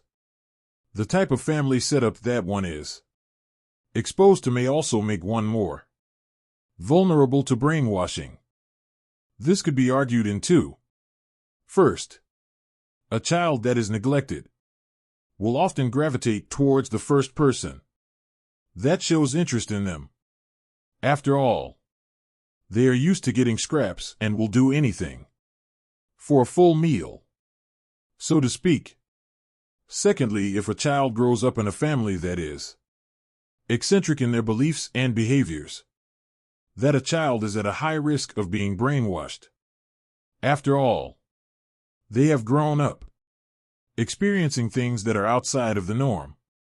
What is one more thing? Persons who are living in difficult socioeconomic conditions are also at high risk for brainwashing. A person that can barely afford a meal a day is often not in the best frame of mind to choose well for themselves. On top of this, the promise of a better life may be used to entice them into a belief system of the brainwashers' choice. Some extremist groups, for instance, have been known to recruit youth from economically disadvantaged backgrounds with the promise of economic rewards and recognition. For a young person who is used to being invisible, economically and otherwise, such a reward is worth all the misinformation that they may be subjected to, albeit unknowingly. Protecting yourself against brainwashers, predators who are looking to control your mind, walk the same streets that you do, and probably live on your block as well. While some attempts at brainwashing may be apparent and easy to detect, others are more subtle. As such, it is possible to be sucked into the process while unaware. The important thing is to remain alert to any signs of abuse and manipulation, and always to second-guess everything that you hear. In short, go through life with the proverbial pinch of salt to season all the information that is shared with you. Besides having a healthy dose of skepticism, there are other ways that you can protect yourself. Remain aware of your vulnerabilities. However smart you may think yourself to be, always remember that the mind is prone to making mistakes in the way it processes things. Once in a while, your mind might get sloppy and make you vulnerable to being controlled by external forces. Remember also to watch out for the people who matter in your life or are especially vulnerable on the basis of how their minds work. The elderly and the very young, for instance, are ripe candidates for brainwashing, thanks to the naivete brought on by inexperience and being out of touch with modern brainwashing scams. Watch out for spun tales. A person can dress up truth to the extent where it becomes a blatant lie. The media is particularly guilty of this. There is a wise person that said that news is when a man bites a dog, and not when a dog bites a man. In a bid to show that the man bit the dog, news outlets are always looking to sensationalize what they report. A media company might carry out a quick poll of 10 men living in Indiana, and then report it as a survey of American men in the Midwest. Hardly a representative sample, but it packs a greater punch this way. Always be aware of the element of exaggeration, and whenever possible, ask for sources to be cited for every claim that you come across. An immediate don't believe the hype. Have you ever noticed that the things that receive the most hype are often overrated? Many marketing gurus have mastered the art of passing off their products and services as the best in the market, when in fact they are not. Before you believe all the hype created about a person or product, take a moment to consider why the said entity requires so much advertisement. If they are as good as they claim to be, a thing of value does not require announcing, because people will naturally flock to it. Today's world is particularly invested in a hype, especially since it has become so much easier to disseminate information, false and otherwise. A person just needs to write an article or create a video that will go viral. Before you know it, there is an individual at the other end of the world that believes that a certain individual or product is the solution to all their problems. Be wary of groupthink. In the simplest terms, groupthink is the uncanny ability of otherwise intelligent people to make stupid decisions just for the sake of consensus. Groupthink is a trapdoor for the people who do not like standing out in crowds or being the dissenting voice. Brainwashers are particularly happy about the existence of groupthink because more often than not, they do not like their targets to question them. Groupthink is the reason why hundreds of followers of a questionable religious figure will make decisions that do not seem normal to everyone else. Whenever you find yourself in a room with others where a decision needs to be made, do not be afraid to be the voice of reason that the room so desperately needs. You just might save yourself and a couple of others from being brainwashed. Choose timelessness over trends. What phone do you have? What happened to the last phone that you had? Did it outlive its usefulness? Or did you buy because you felt you had to upgrade? Do you buy things when you need them? Or because you feel pressured to have them? Depending on how you have answered these questions, you might start to see a habit in your choices. You are either the practical type that buys for functionality, or the trend junkie that has to get every new version of the iPhone whenever it is unveiled. There's nothing wrong with owning the sleekest new model of anything, but you have a big problem on your hands if you have been brainwashed into believing that you must have the newest of everything. You can protect yourself from further descent down the slope by always choosing timelessness over trends. More often than not, most upgrades are not even upgrades. A manufacturer might claim that something is new and improved, when in fact they only just changed the packaging. Such a manufacturer is only preying on your desire for shiny new objects. You cannot blame the manufacturer. That's how they stay in business. You can only make sure that you do not fall for their tricks. Pay attention to your good feeling. Whether you prefer to call it intuition or a hunch, your good feeling is something that you should acknowledge as you go about your daily life. Many people have saved themselves a whole lot of trouble and pain by listening to the nagging inner voice that so many love to ignore. Your unconscious mind can quickly pick up danger before your conscious mind does. If someone is selling you an idea that does not feel right, listen to your good feeling. Your unconscious mind has already picked up signals that do not sit right and is sending you red flags for your own preservation. Chapter 4: The Truth About Hypnosis. What is the first thing that comes to mind when you hear of the term hypnosis? For many people, the answer is this: a Hollywood film with a terribly executed scene, complete with a hypnotist and his mythical swinging watch. Across the hypnotist is the poor individual that is about to be sent to some place in their mind that they have yet to visit in over 20 years. The truth is that in the real world, hypnosis is less dramatic. In the simplest terms, hypnosis is a form of manipulation that involves reducing a person's awareness of their external surroundings and heightening their inward attention. When an individual is under hypnosis, They respond to suggestions more favorably because their critical thinking is impaired. This is why the movies will show a subject responding unquestioningly to commands from a hypnotist. There is some science behind hypnosis, and it involves understanding how the human mind works. The human brain is structured in such a way that there is the conscious mind that controls critical thinking and the subconscious mind, where memories are stored.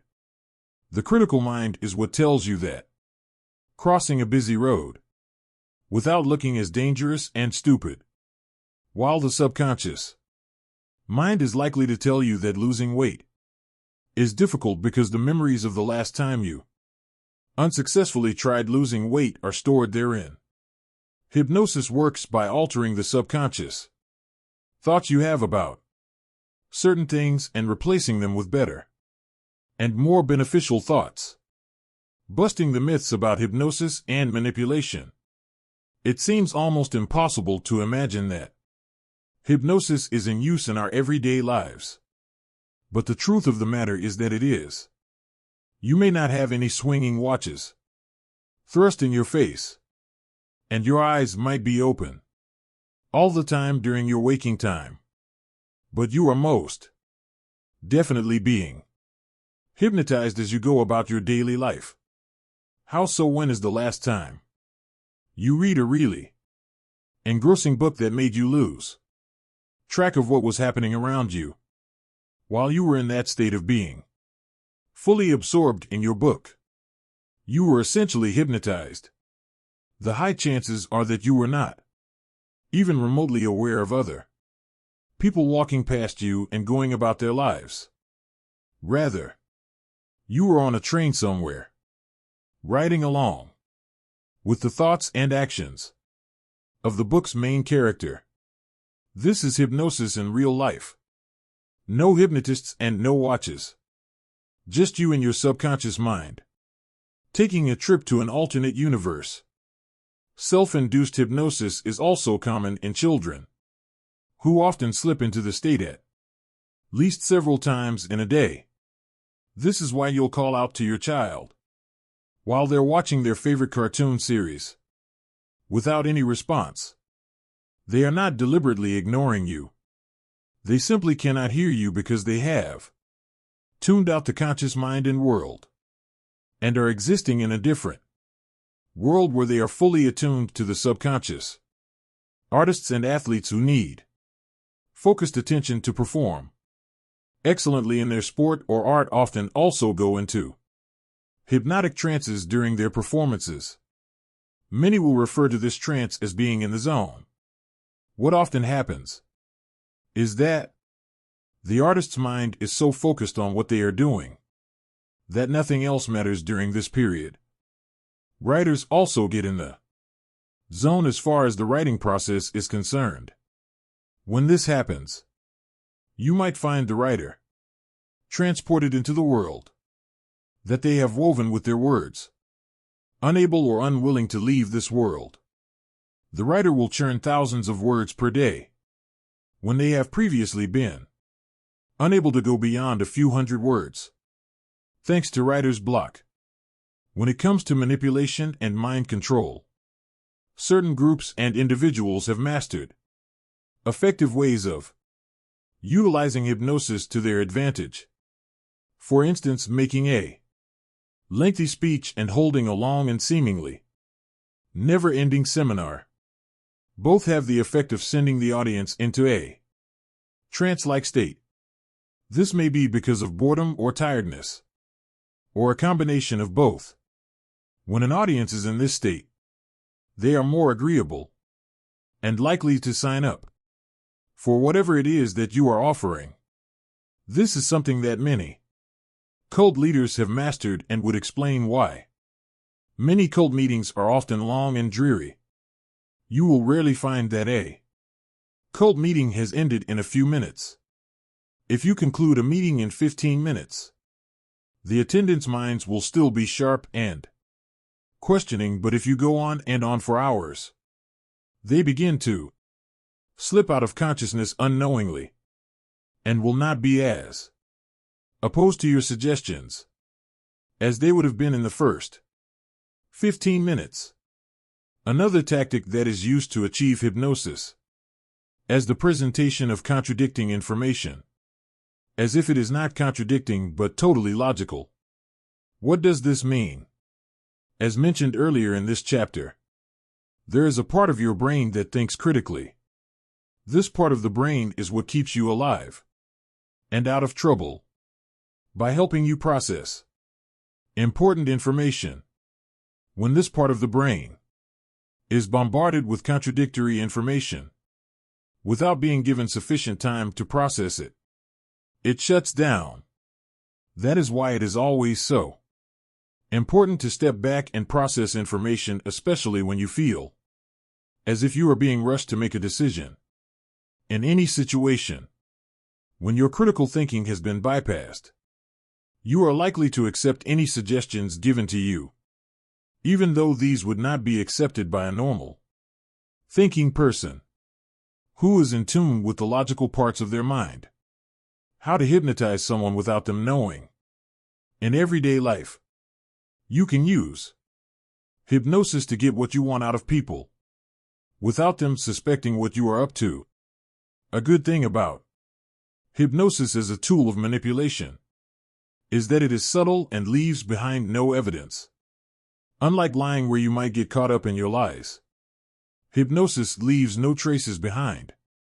Nobody will walk up to you and accuse you of hypnotizing them into doing something. In the worst-case scenario, you are only going to be accused of having a way with something that Jake, he has a way with the ladies. They will say. What they don't know is that you have mastered the art of hypnotizing ladies into doing exactly as you say. The first step to successfully hypnotizing a person is to form a connection with them.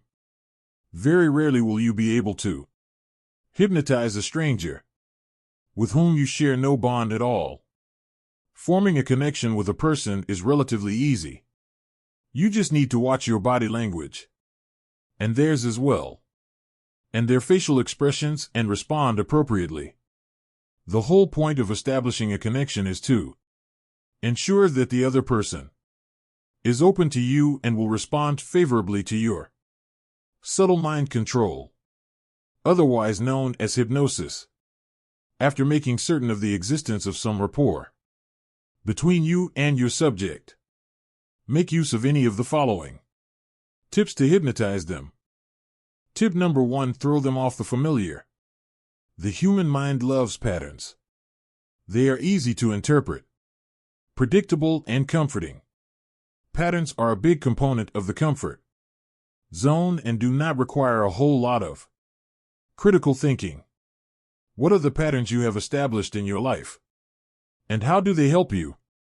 For many people, patterns simplify life. Let's consider a simple pattern that can be interrupted with the intention of hypnotizing a person. Let's say you and your spouse have a way of saying goodbye every morning before work that involves a quick hug and a kiss on the cheek. One, you are feeling particularly philanthropic and decide to replace your pattern with a tight, lingering hug and a full kiss on the lips. Your spouse's mind will be thrown into disarray because that is not what the mind is used to. In the 5 seconds of confusion that will ensue in your spouse's mind, you will have a narrow window for a hypnotic command. Can you make lasagna today, sure?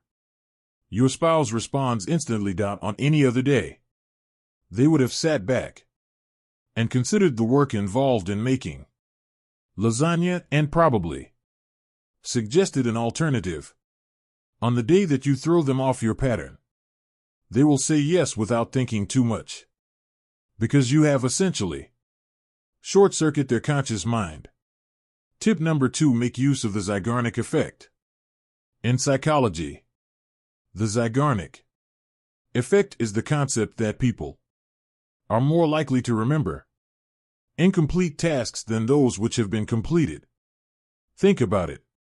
If you intend to do your laundry, You are likely to have this thought lingering in your mind until you actually wash all your dirty clothes and put them away. Soon after completing your laundry duties, you will no longer have any interest in remembering anything to do with laundry. The Zeigarnik effect was named so after a Russian psychologist to investigate the phenomenon. After being inspired by your professor, the professor, one Kurt Lewin, made the observation that a waiter was able to remember more accurately the orders that were still unpaid. In everyday life, the Zeigarnik effect is used in many scenarios. Soap operas and television series in particular are keen to leave their audience wanting more by ensuring that each episode ends with a cliffhanger. When the episode ends anticlimactically, your brain stores this in your short-term memory as an incomplete task. This is why you keep going back to your favorite soap opera, because your mind tells you to finish what you started. As long as the incompleteness is lingering somewhere in your brain, your attention will be drawn there. Doto hypnotized someone using the Zeigarnik effect. Consider telling an exciting story, complete with pauses in between, during which you give them hypnotic commands. This might look something like this. You will not believe what happened last weekend when I decided to go hiking with my friends. We were walking up this rather lonely trail when all of a sudden could you please shut the door for me? Hear these strange noises coming from the woods. They sounded like a cross between a coyote and a bear, and they were getting louder and louder the further we got up the trail. At this point, of course, we are getting very concerned. But could you also file these documents for me? We knew that there was no turning back.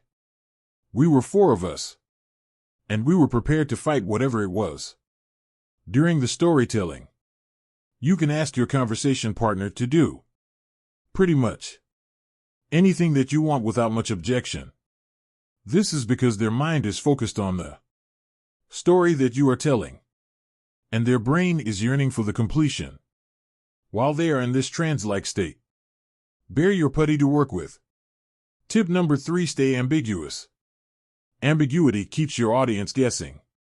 If you want to linger in the minds of people you interact with long after the conversation has ended, you must strike a balance between being memorable and staying ambiguous. Ambiguity keeps the mind wondering, what exactly did he mean when he said this or that? As long as their mind is wondering, you are in control of the other person. Ambiguity and vagueness confuse the conscious mind.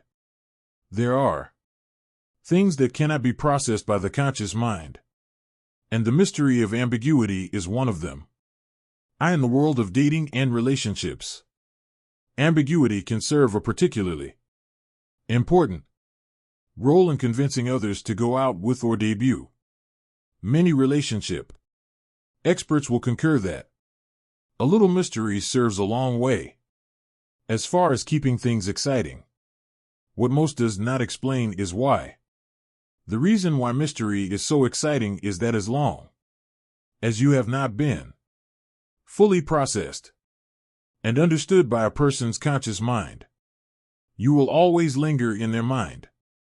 You can hypnotize your partner or lover into doing whatever you want them to do by always ensuring that you are ambiguous and mysterious about one or two things. Tip number 4: negative words have more impact. It is often believed that the subconscious mind cannot hear negatives. Instead, any negatives communicated to the subconscious mind are interpreted as positives. For example, if you were to tell someone, "Do not go peeking into my room when I am away," that person is likely to interpret this subconsciously as, "Do go peeking into my room when I am away."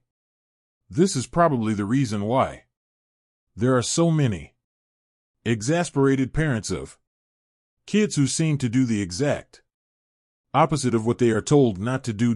As such, If you are looking to get someone to do something, without being too direct about it, you can hypnotize their subconscious mind by using negative wording.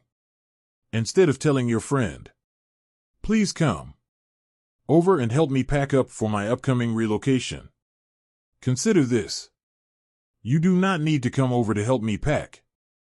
Throughout the course of their day, your friend's subconscious brain will be telling her that she needs to help you pack for your move, because that is how the mind interpreted your statement. Of course, whether your friend actually comes over or not is a question of how much premium she places on your friendship. Tip number 5: effective keywords. Have you noticed how sales, copy, or advertisements often have this descriptive wording that gets you imagining all the possibilities presented by a particular product or service? Certain words hold a particular charm when it comes to hypnotizing people. For instance, when you tell a person to imagine something, you are already sending them into a hypnotic trance where they are attuned to their subconscious mind. When they are in this state, they are more suggestible and will likely do what you ask of them. If you do not believe this, go and look up any travel destination advert and have a listen. At the end of it, you will likely be thinking of booking your next vacation to the destination. As long as the subconscious mind is imagining something, then it is getting programmed by that particular thing. This explains why some people are fearful of the dark. They have imagined the dark to contain bad things. And as long as that imagination is active, the fear remains real and present. It also explains why many people are afraid of horror movies. Think about it. There is nothing scary about horror movies.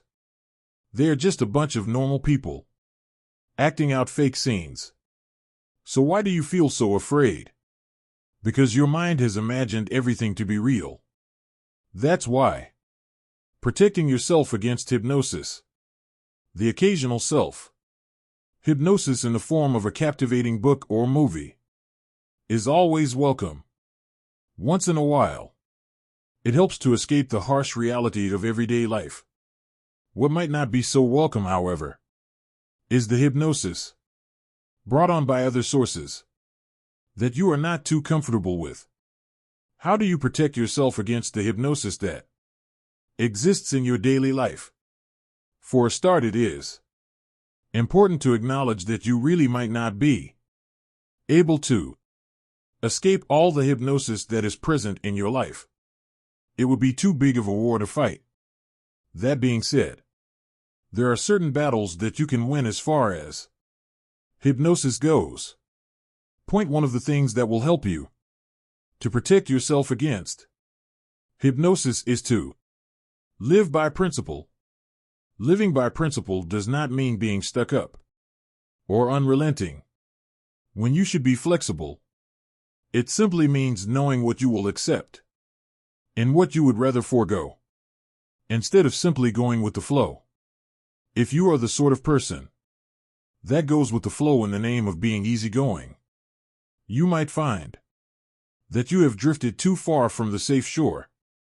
Manipulators who prey on others through hypnosis know to attack those who are not safely anchored onto something unshakable. If you are the kind of person who, upon being told to imagine how easier your life will be with product X, rushes to buy product X unquestioningly, you will find yourself with a whole lot of clutter in your life. Having one or two principles about certain aspects of your life helps you to make more conscious decisions that are not influenced by the actions or words of other people. There's a wise person that once said that if you go looking for something, you will find it. The reason why so many people are hypnotized in their daily lives is because they are not even looking for hypnosis, so they cannot really spot it. As long As you are aware of the fact that hypnosis exists, you will be able to notice it from a mile off and guard yourself consciously against it. You will notice it when your friend tries to get you to agree to something that you would ordinarily not agree to, and you will notice it when your cunning colleague is trying to get a favor from you. Staying conscious of the fact that there are people out there who are trying their best to take advantage of you will go a long way in protecting yourself against mind-controlled doubt. A good thing about life is the free will that is gifted to every human being living in the civilized world. Free will means that you get to choose what you allow into your life and what does not get to make it through the gate. In today's world, there are numerous channels that are utilized to influence you. Television, movies, films, the internet, books, magazines, radio shows, the music. The list is endless. You are at liberty to choose what you allow in your life because you can be certain that most of these channels are being used to put you in a certain state of mind that is advantageous to the channel owners. In short, you get to decide what gets filtered out of your life. Choose wisely. What about hypnotherapy? Sometimes hypnosis is used as a form of treatment for various conditions. When hypnosis is used this way, it is referred to as hypnotherapy.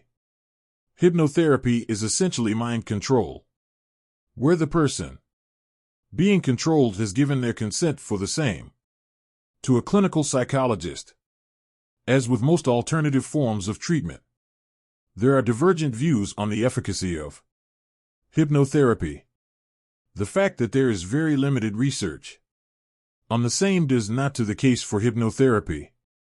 Any good hypnosis as a form of treatment is used to help patients break bad habits, such as bad eating habits, and also in the treatment of addiction, eating disorders, and even insomnia. Hypnosis is also used in childbirth, where pregnant women are advised to self-hypnotize so that they can prepare themselves mentally for almost painless childbirth. This is referred to as hypnobirthing, and essentially involves the programming of the subconscious mind for pain-free labor. Chapter 5: The Art of Persuasion and Deception. Merriam-Webster defines persuasion as the ability to persuade, while persuade is further defined as to move by argument, entreaty, or expostulation to a belief, position, or course of action. In fewer words, to persuade someone is to convince someone to do something.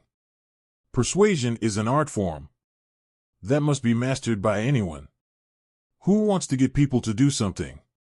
It is an incredible tool to have, especially if you are constantly surrounded by people who need a little prodding every now and then. Deception, on the other hand, is defined as the act of causing someone to believe that something that is false or invalid is, in fact, true. Invalid. Deception is a form of manipulation on its own and also a tool through which you can achieve your persuasion goals. This is probably where things get blurry as far as persuasion goes. For the longest time, there have been debates regarding the thin line between manipulation and persuasion. There are camps that are completely convinced of the malevolence of persuasion, while others believe that persuasion is a totally harmless way of getting what you want from people. The topic of manipulation in itself is a gray area. For a lot of people, morality is subjective, depending on the metrics put in place by different societies and cultures. The question of whether manipulation is right or wrong is one that should be answered individually. That being said, there exists some technical differences between persuasion and manipulation. Manipulation often has a clear self-interest, while persuasion may be undertaken for the greater good of an Entire community. Consider the case of an activist who persuades people to plant trees for the good of the environment. They may have to push and prod before they get the numbers to make the tree planting exercise a success. Some people may view this as manipulation, but at the end of the day, the outcome of their efforts benefits the entire community. Persuasion often presents a clear and coherent argument for a particular case, while manipulation will often involve a manipulation of facts intended to distort a person's perception of reality. At the end of the day, persuasion and manipulation often serve the same goal, which is to convince something to do something that you want them to do. The key difference lies in how the parties choose to go about it. There is the all cards on the table method, which is persuasion, and the hidden cards method of manipulation. The principles of to master the art of persuasion. You must be aware of the underlying principles that will enable you to harness your power of influence. Human beings are a touchy lot. One wrong move, and you lose all ability to convince people to get on your team. It is necessary that you make strategic moves that are informed by the necessary underlying principles. The 6 principles of persuasion are reciprocity, consistency, social proof, liking, authority, and scarcity. The principle of reciprocity. Reciprocity is simply doing unto others as you would have them do unto you as you go about your daily interactions. Reciprocity calls for kindness and generosity. Showing kindness to others is a good thing. That makes others and yourself feel better about your interaction. Even more than that, doing good is your way of collecting chips that you can cash in later. If you have been nice and kind to another person, you stand a better chance of them being nice and kind to you. If you are hoping to be able to persuade a person, you must behave in a decent manner towards them. Speak a kind word. Do them a favor or even buy them a gift. Later on, when you need to convince them to do something, they will be more agreeable. After all, you have proven yourself to be a kind human being who has their interest at heart. The principle of consistency. Consistency in persuasion works this way. People are more likely to commit to bigger tasks or favors if you have convinced them to agree to smaller ones. That is, you can get someone to swim motions for you if you first get them to jump a puddle for you. There have been some studies conducted to support this theory. In one study, for instance, a group of researchers asked some homeowners to put up an ugly "drive safely" billboard on their front lawn. Very few homeowners said yes. The researchers then took another approach to the experiment. They first got the homeowners to agree to the small commitment of putting up a "drive safely" postcard in the front windows of their homes. 10 days later, they returned with the billboard request. This time round, more homeowners agreed to put up the billboard, despite its lack of aesthetic appeal.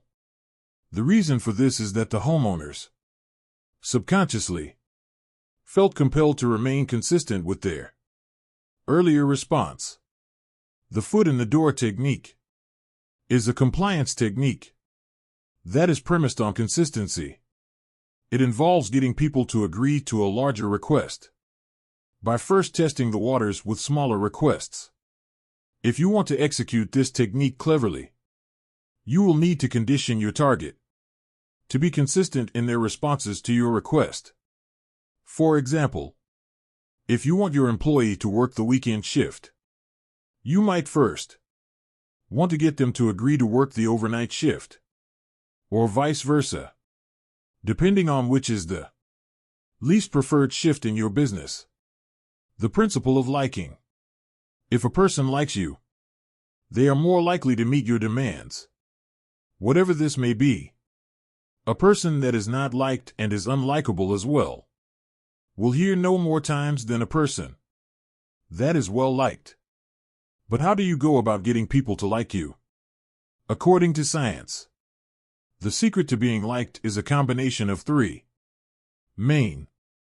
First, people like those who are similar to them. For you to appear similar to the person you are hoping to persuade, you must find common ground with them.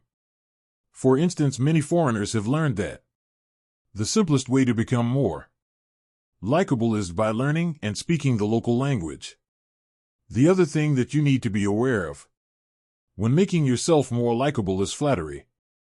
Flattery will open many doors for you if you use it well. People like people who pay them compliments. If you want to ask someone to do something for you, start first by paying them a genuine sounding compliment. Just because it's called flattery does not mean that you must be effusive about it. In fact, being too excessive in your praise will be counterproductive to your need to be liked. Last but not least, be the kind of person that is usually agreeable and cooperative towards the achievement of mutual goals, and you'll be one step closer to being likable. If you are always stepping on other people's toes in order to get what you want, you will have very few friends, and this will not help your case when you need to persuade someone in future. Remember, being agreeable and cooperative does not entail being a doormat. Sometimes it just means putting in some little effort that helps a person achieve a goal that is significant to them. For instance, if a colleague is struggling with a due report, offer to assist them with the printing and mailing. It is not a whole lot of work, but you will go from the uninvolved, nondescript colleague to the likable colleague that is kind and helpful. Later on, you can cash this chip as you so wish. The principle of authority. A person who is an authority figure in a particular field will have an easier time influencing other when compared to a complete newbie. If you wish to persuade more people to do a particular thing, you must build your credibility by making yourself seem like you have expertise in whatever field you are playing in. This principle is a key reason why professionals display their diplomas in their field. Think about it. When you walk into a therapist's office, for instance, you are likely to consciously look out for the type of credentials they have hung on their walls. If it so happens that your therapist has a whole lot of credentials displayed, you will likely feel a sense of comfort in their expertise and experience. As such, any recommendations they have for you will be easily welcomed and implemented by you. The therapist, in essence, has managed to influence you without even saying a word. It is a fact that your authority will not be taken very seriously if you are the only one talking about it. As such, you must ensure that you recruit others to beat the drums on your behalf. So to speak, there are several ways of doing this. In the office, you can identify a field that you are passionate about and become the office guru of that field. For some people, this might be the field of Microsoft, Excel, or reporting. The guy who is known as the office Excel guru will have an easier time getting things from people because they already know he knows what he is talking about. He has also proven himself likable and useful by solving all their Excel problems, and his colleagues will want to pay him back somehow. You do not have to learn Excel to make your mark in the world. There are numerous other fields that you can excel in and present yourself as an authority. The principle of scarcity. In economics, the laws of demand and supply are simple and straightforward. When supply is low and demand is high, prices go up. To translate, this scarcity builds value. If you are a business person looking to convince people to buy your product or service, it helps to highlight the fact that the product is on offer for only a limited amount of time. Further, let your customers know that they stand to lose out significantly if they do not access this product on time. When the marketing message is packaged that way, there will be more people rushing to beat the time limitation on your product. In the world of business and personal relationships, it is important to become a scarce product yourself. If you are always available to everyone, every time they need you, you will quickly lose your value. You have got to learn the art of being inaccessible and unavailable if you wish to retain your air of mystery and influence around you. When you do finally show up, your word will be revered more than the word of a person that is constantly showing up and talking themselves out of any relevance and value. The principle of consensus. In everyday interactions, people look to others who are similar to them for cues on what to do or say. A person that is a good influencer understands that all it takes is one person to buy into their idea, and the entire crowd will. There are various ways in which you can apply the principle of consensus to your benefit. In an office setting, for instance, you can get a section of employees to agree to a cause and champion that cause to their colleagues.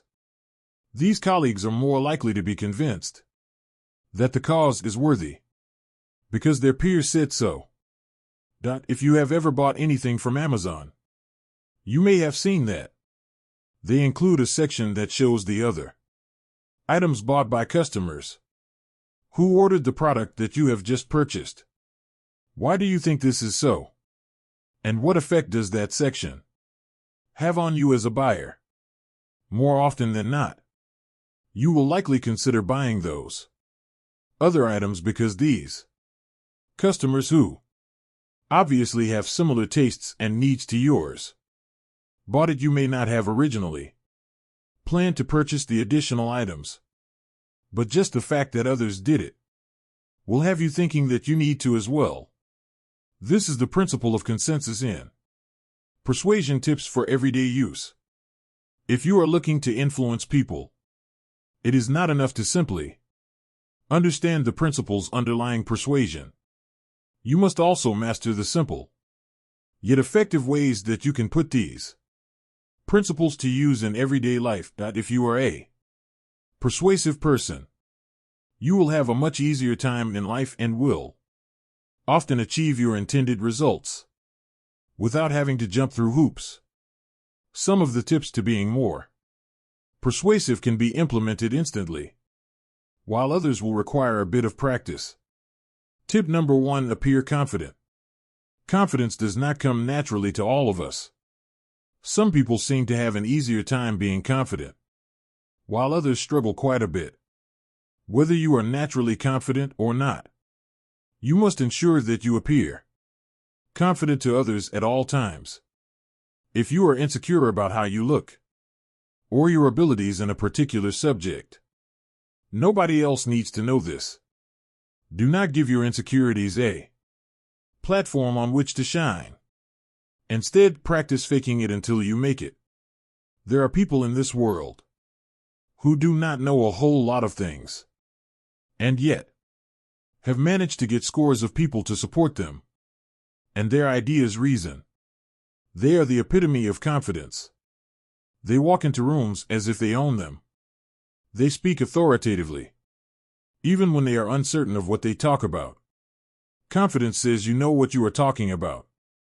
People allow themselves to believe the people who know what they are talking about. Tip number 2: be settled with your approach. Even when they allow themselves to be persuaded into doing something, most people like to think that it was their idea to do something in the first place. Nobody wants to believe that they allowed a particular idea to be shoved down their throat. For success in persuasion, you must be subtle in your approach. Instead of introducing a certain topic full on, consider starting with an anecdote If you are looking to get someone to buy into an investment, start by mentioning how you and your friends went for a cruise last weekend. After receiving your payout from investment decks, do not even try to sell them that investment. Instead, get the other person thinking about how they could also have gone for the cruise had they invested in the particular investment vehicle. In short, entice people without being too obvious with your temptation. Tip number 3, be flexible with your methods. The methods of persuasion are not set in stone. Different people respond to different things. Also, the same person will respond differently to different methods, depending on the time and occasion.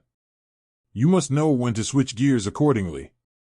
Sometimes you will need to work with the principle of liking, and other times you will need to base your method on the principle of authority. Reading social cues will allow you to determine which methods to use. Tip number 4, timing is everything. If you want to convince someone to buy a house, you'll have more success if you catch them when they're shopping for houses. This holds true for most things. If you want your crush to go from crush to partner, you will have an easier time if you talk to them when they are looking for a relationship. To master the art of persuasion, you must also master the art of knowing when the timing is right. If not, you will fall into the trap of harassing people to agree to things that they have no interest in. Nobody likes a person that is constantly pestering them into doing things, especially at the weirdest of times. Tip number 5, being interesting is a plus. Most persuasive people are not boring. Nobody pays much attention to boring people. Boring people are not fun to talk to. They are not engaging. And they are definitely not memorable. If you want to win a persuasion, you must be an interesting person. The good news is that there are countless ways of being interesting. You just need to identify something unique about yourself and amplify it for the world to see. It could be a skill or a hobby that you are really good at. It might also be your sense of humor or the way you dress. Perhaps you might even want to share your unique view of the world with your audience. Whatever it is that you opt for, make sure that it helps people remember you long after the conversation ends. Tip number 6, listen more than you talk. You might think that being persuasive means doing a whole lot of talking, but this could not be further from the truth. In order to influence people, you must train yourself to be a good listener. Listening skills serve two. First, as long as people are talking and you are listening, then it means you are gathering crucial information that you can use to your advantage. Second, people like a good listener. Why? Because people love talking about themselves. Keep your mouth shut and your ears open, and you will be well on your way to increasing your likability quotient. If you do not believe that this is important when it comes to influencing others, refer to the principle of liking, as discussed in the previous section. Types of deception and how to get better at all of them. Deception comes in various forms, all of which are intended to throw a subject off the truth. At the beginning of this chapter, we define deception as the act of causing someone to believe something that is not valid or true. In this section, we will explore the different ways through which you can deceive someone, how to get better at these methods, and how to protect yourself against deception in your everyday life. Lies are the most popular form of deception.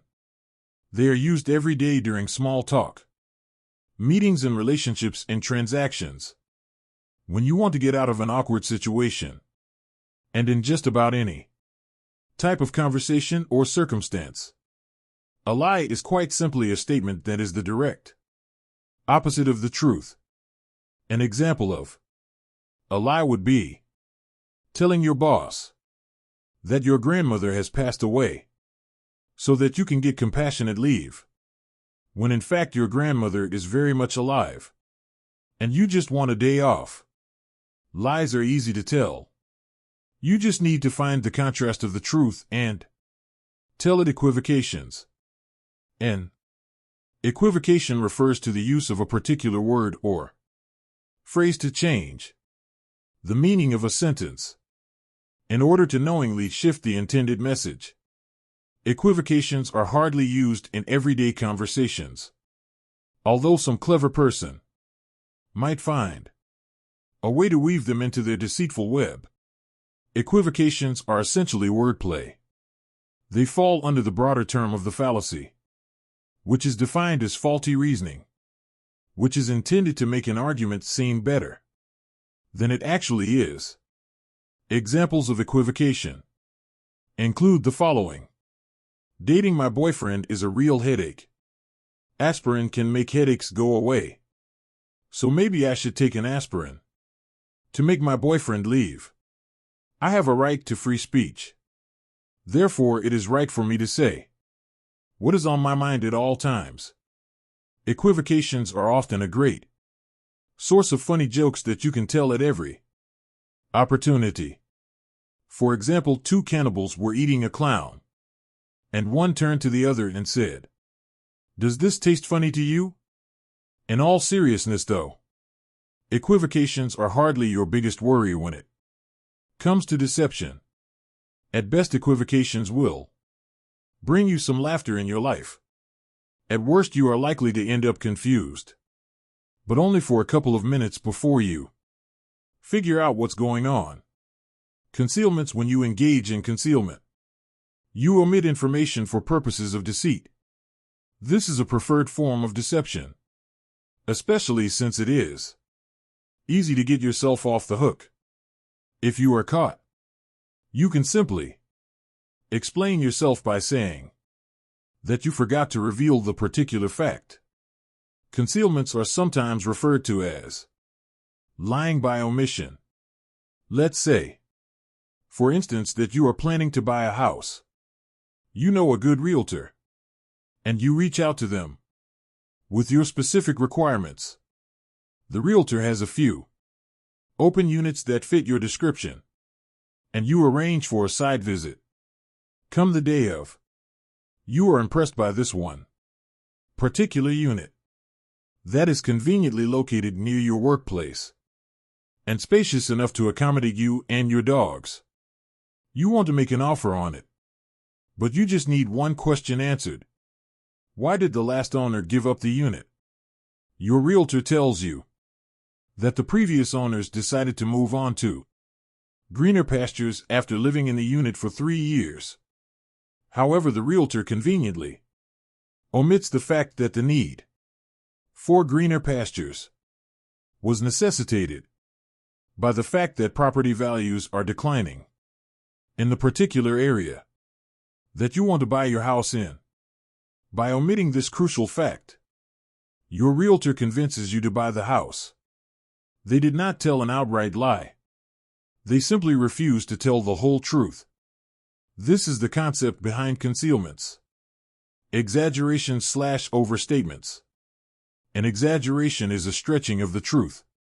Some people do not like to tell the truth in its plain form, as it sounds boring that way. Rather, they will embellish it to the point where it is hardly recognizable. An exaggeration or overstatement looks like this. Your friend puts their money in a small-size investment that is giving them returns of $100 per week. Instead of your friend reporting accurately on their returns, he goes around telling everyone that he is making bucket loads of money from his investment. Depending on the economy you live in, $100 may be several cups of coffee and a nice meal, or a quarter of the month's rent, but at hardly the vacation-paying, ready-to-retire fortune that your friend wants to make it seem. Yes, he is making money, but yes, he is also stretching the truth, perhaps to make you jealous. Understatements. Understatements are the direct opposite of overstatements. Understatements are also referred to as the minimization of truth and involve downplaying a truth so that it does not seem as bad as it actually is. Understatements are often used by people who are in denial about something, or those who want to rationalize an otherwise irrational decision that they have made. Abusers may also downplay the truth when confronted by or about their victims, so that they can shed off some responsibility for their abuse. Let's say, for example, that a couple who have been married for 10 years mutually agreed to have the husband run the finances of the household. Confident in his wife's business sense and financial acumen, the trusting wife contributes diligently to their investment kitty and lets the husband do all the investing. Unfortunately, the husband makes a few bad investments that wipe out all their money, leaving them with nothing but a few months' paychecks. Sensing that something is amiss, the wife asks for an update, upon which the man says that things are not good. Technically, the husband has told the truth. Things are indeed not good. What he has also done is not said exactly how bad things are. If he was honest, he would have said that things are terrible and that they are on the brink of financial hardship. In this case, deception by the form of understatement has occurred, and the husband gets to avoid sleeping on the couch for at least one more night until the piling bills blow is covered. Now that you know the different types of deception, you must be wondering how you can master the art of deception. For starters, it is important to acknowledge that deception is not exactly a nice thing. As far as morality and ethics go, you really do not want to base all your relationships and interactions on deceit, because then you'd be taking away from the people around you and from yourself as well. Genuine relationships that are based on honesty and authenticity have a better shot at withstanding the test of time. That being said, it is also necessary to acknowledge that life does not always play out in black and white. Sometimes there are other colors in between that call for us to be creative. Once in a while, you may have to use deception to get to where you need to be. In such instances, you will need to be very careful about how you package your deception point. One of the things you need to be careful about is your body language. You may have the most elaborate lie outlined in your mind and deliver it exactly as you had practiced in front of the mirror, and still fail at deception. Why? Because your body language gave you away. There are certain body signals that will give a liar away. These include the inability to maintain eye contact, fidgeting, and even stuttering. Some people have been known to touch their noses whenever they lie. Watch out for this telltale sign of lying, and make sure you steer clear of them while you are spinning your big tales. The second thing you need to be careful about when being economical with the truth is the reason for the deception. Deception is worth the trouble only if it gets you something you want or somewhere you really need to be. Other than that, deception is just a waste of everybody's time. If you get into the habit of lying for the sake, everybody is going to think of you as a pathological liar who can never be trusted. This will ruin any credibility you may have built, and you will no longer be in a position to manipulate or influence people. Never mix up your stories. This is the surest way of getting caught. If you must deceive someone, make sure you have the entire story laid out, in case you have to answer any probing questions. You do not want to get caught in an incomplete story that has more holes than a fisherman's net. Most inexperienced liars especially get caught up in their web of lies, because they cannot remember what they said, to who and when. If you must keep a notebook to track your lies, please do. It might just save you the embarrassment of being caught in lies. Chapter 6: Defending Yourself Against Dark Psychology. However much you might want to believe in the best of everyone, the truth of the matter is that we are all sitting ducks. As far as manipulation goes, there are people in this world who leave their houses with only the worst of intentions. Their intentions are to hurt others and to get the most they can out of other people without giving anything in return. The knowledge of dark psychology presented in this book is not intended to be used to cause harm to others. Rather, the main objective is to help you recognize manipulation in its various forms for what it is, and if need be, to turn the tables to protect yourself. If you can manipulate a manipulator before they get the best of you, then that is a win for you and the rest of humanity. Factors that make you easier to manipulate. Besides knowing how to identify a predator, it also helps to understand what makes a person more vulnerable to psychological attacks. Simply put, there are sitting ducks that are closer to the line of fire than others. In Chapter 3, The ABCs of Brainwashing, we explored some of the factors that make a person more susceptible to brainwashing. However, we now know that brainwashing is just one of the ways through which people are manipulated. So what makes a person vulnerable to all of the types of mind control and manipulation that exist? You are probably confused by this one, because you have always believed that smarter people are harder to outwit, right? Here's the thing though. Intelligent people like to use logic to aid their decision-making process. Logic is easier to manipulate. Hence, intelligent people are more likely to manipulate when you corner them with logical arguments. Less intelligent people are harder to convince with logic and tend to be more stubborn in the face of facts and scientific arguments. It is no wonder that a whole lot of people who have been scammed by con artists and Ponzi schemes happen to be people who are relatively smart and who you'd not expect to be easily fooled. The reason why this is often the case is because scammers know to appeal to this kind of people with facts and statistics. People who are less smart will be easily dismissive of anything that sounds like hullabaloo because they do not understand it. You are trusting and like to believe the best about everyone.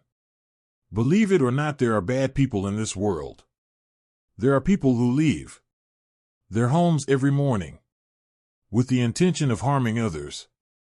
There are people who have no qualms about inflicting heartache and turmoil upon others, while you may be seated in your house, worrying about mega rich corporations who steal from the poor.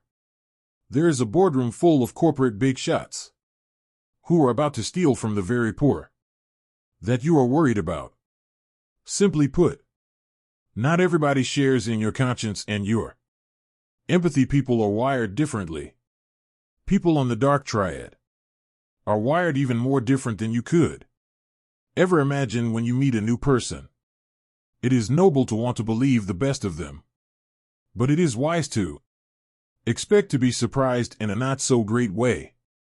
Keeping your expectations of people to a minimum is a great way to protect yourself against everyone that is trying to get a piece of you. You are constantly seeking external validation. When it comes to manipulation, a person that is constantly seeking validation from others is akin to a sheep walking inside a lion's den. It is only a matter of minutes before the sheep is completely annihilated from the face of the earth. Manipulators are highly capable of noticing loopholes and exploiting them to their benefit. A big glaring loophole for a manipulator is a lonely or insecure person who wants some companionship at whatever cost. Everybody is prone to feeling lonely every once in a while. We are social beings, and in the absence of company, we can often feel unloved and dejected. Do not seek external validation to the point where you make yourself a sitting duck. For validation, it is okay for people to like you, and it is also okay if they do not like you. Liking yourself is good enough. When you have put on the armor of self, love and acceptance, you make it a little bit harder for predators to creep through your defenses. This is not to mean that any person who has been manipulated does not love themselves enough. However, in romantic relationships, you can really protect yourself if you have already internally validated yourself before going out there to the wolves. You have isolated yourself from family or friends. You've probably heard this story before. An elderly person who lives alone meets a charming young man on the internet. This online acquaintance quickly becomes a romantic interest. A few months down the line, the young man is saying all the right things and getting money wired into their bank account every month. A year down the line, the elderly woman or man has exhausted all their retirement savings and reeling from the discovery that their online love interest was just a con, while the victim wallows in embarrassment and wiped out finances. You can only wonder how the con managed to pull off a scam that is so simple and obvious that it is laughable. How can a person be so gullible, you wonder? It really is simple. It is easier to fool one person than it is to fool many. Point one person who obviously had some wisdom in. And put it this way: you can fool all the people some of the time, and some of the people all the time. But you cannot fool all the people all the time. This is a fact that predators know. It is much easier to hunt the lone antelope as it wanders in the savannah, alone and unprotected, against all the dangers of the world. When you are surrounded by loving friends and family, you have a wall around you that keeps the predators out. Even when you are certain that you are in love and your partner is the best thing that happened to you, there will be that one person in your circle whose critical thinking has not been impaired by the passion of a new relationship. That one person will be your buffer against manipulation. It is no surprise that many people who manipulate and abuse their partners try to keep them away from their family. These manipulators and abusers know that if another party comes into the mix, their entire gig will be up. You are highly emotional. Emotions are great. The ability to experience happiness, joy, surprise, love, sadness, and every emotion of the human experience is a gift. For some people, this gift was given in spades. If you are the kind of person who goes through life feeling things more than thinking things, you are highly vulnerable to manipulation. Manipulators are able to fake emotions while saying and doing everything you need to hear. They do not even have to make sense. They just need to verbalize the things that you long for, and you are sold. Now, if you are highly emotional, there is not a whole lot of things you can do to change yourself. You are born that way, and you can only learn how to cope with being so highly emotional. That being said, you can always make sure that you stay conscious of your emotions so that they are not always dictating your decisions for you. You do not educate yourself. You do not need to go back to school to learn all the ways that people are trying to take advantage of you. A good thing about living in today's world is that information is freely available. Right at the fingertips. You only need to be willing to learn. A whole lot of people are taken advantage of because they do not know the tactics employed by manipulators. If you do not know that, manipulators have a thing known as the mirroring technique. You might think that you and your date simply have amazing chemistry, when this is definitely not the case.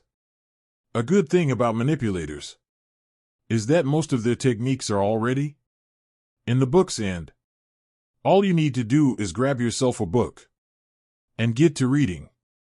This way you will be able to stop any predator in his tracks before he gets too close to cause you any harm. In the same breath, the free availability of information means that you can always look up someone so that you authenticate their identity before they get a chance to grab anything from you. Gone are the days when you had to hire a private investigator to carry out a background check on someone. In today's world, it is possible to run a background check on someone on the internet and have the results ready within minutes. This could either be a paid background check or a quick, cursory check of their social media pages. Fortunately, almost the entire world is on social media nowadays, and a majority of us love to overshare. Simple strategies you can adopt to protect yourself.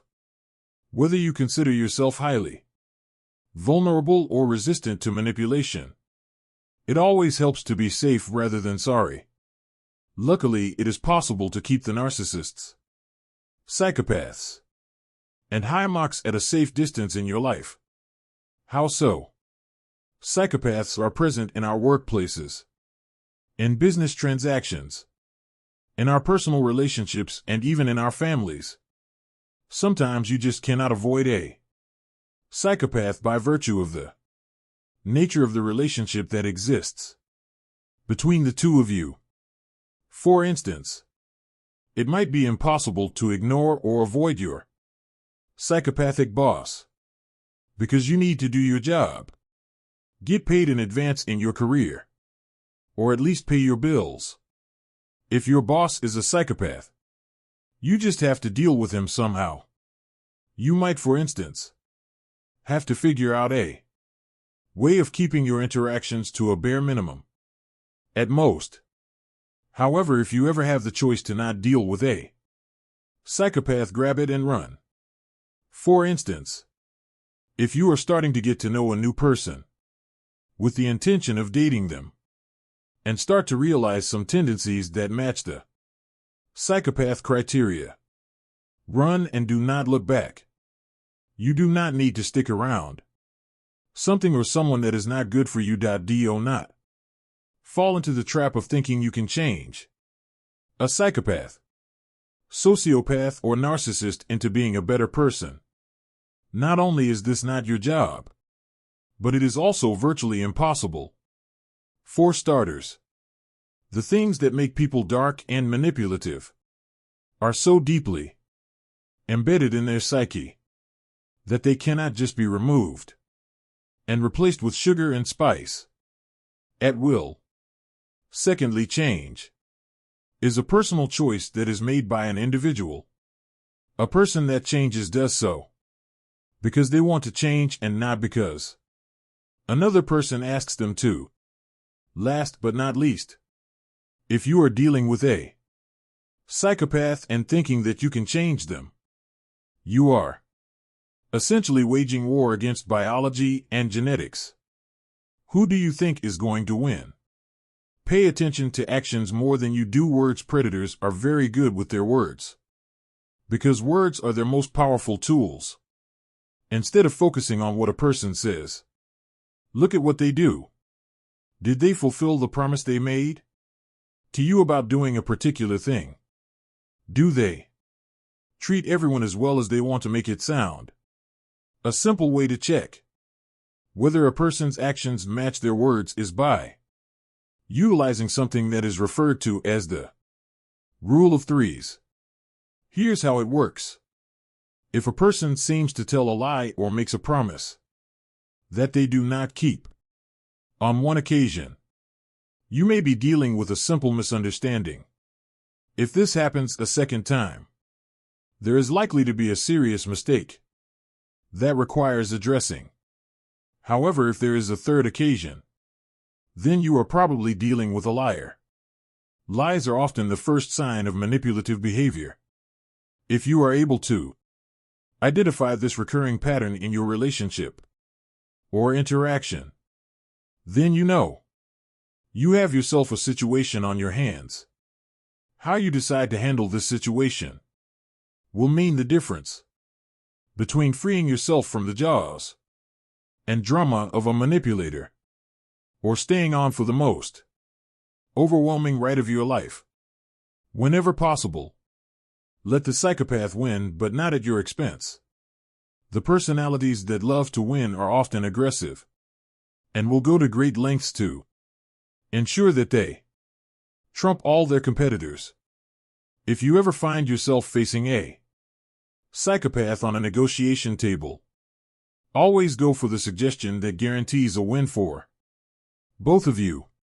This is an effective means of ensuring that you do not expend all your energy trying to fight off a psychopath who is trying to finish you.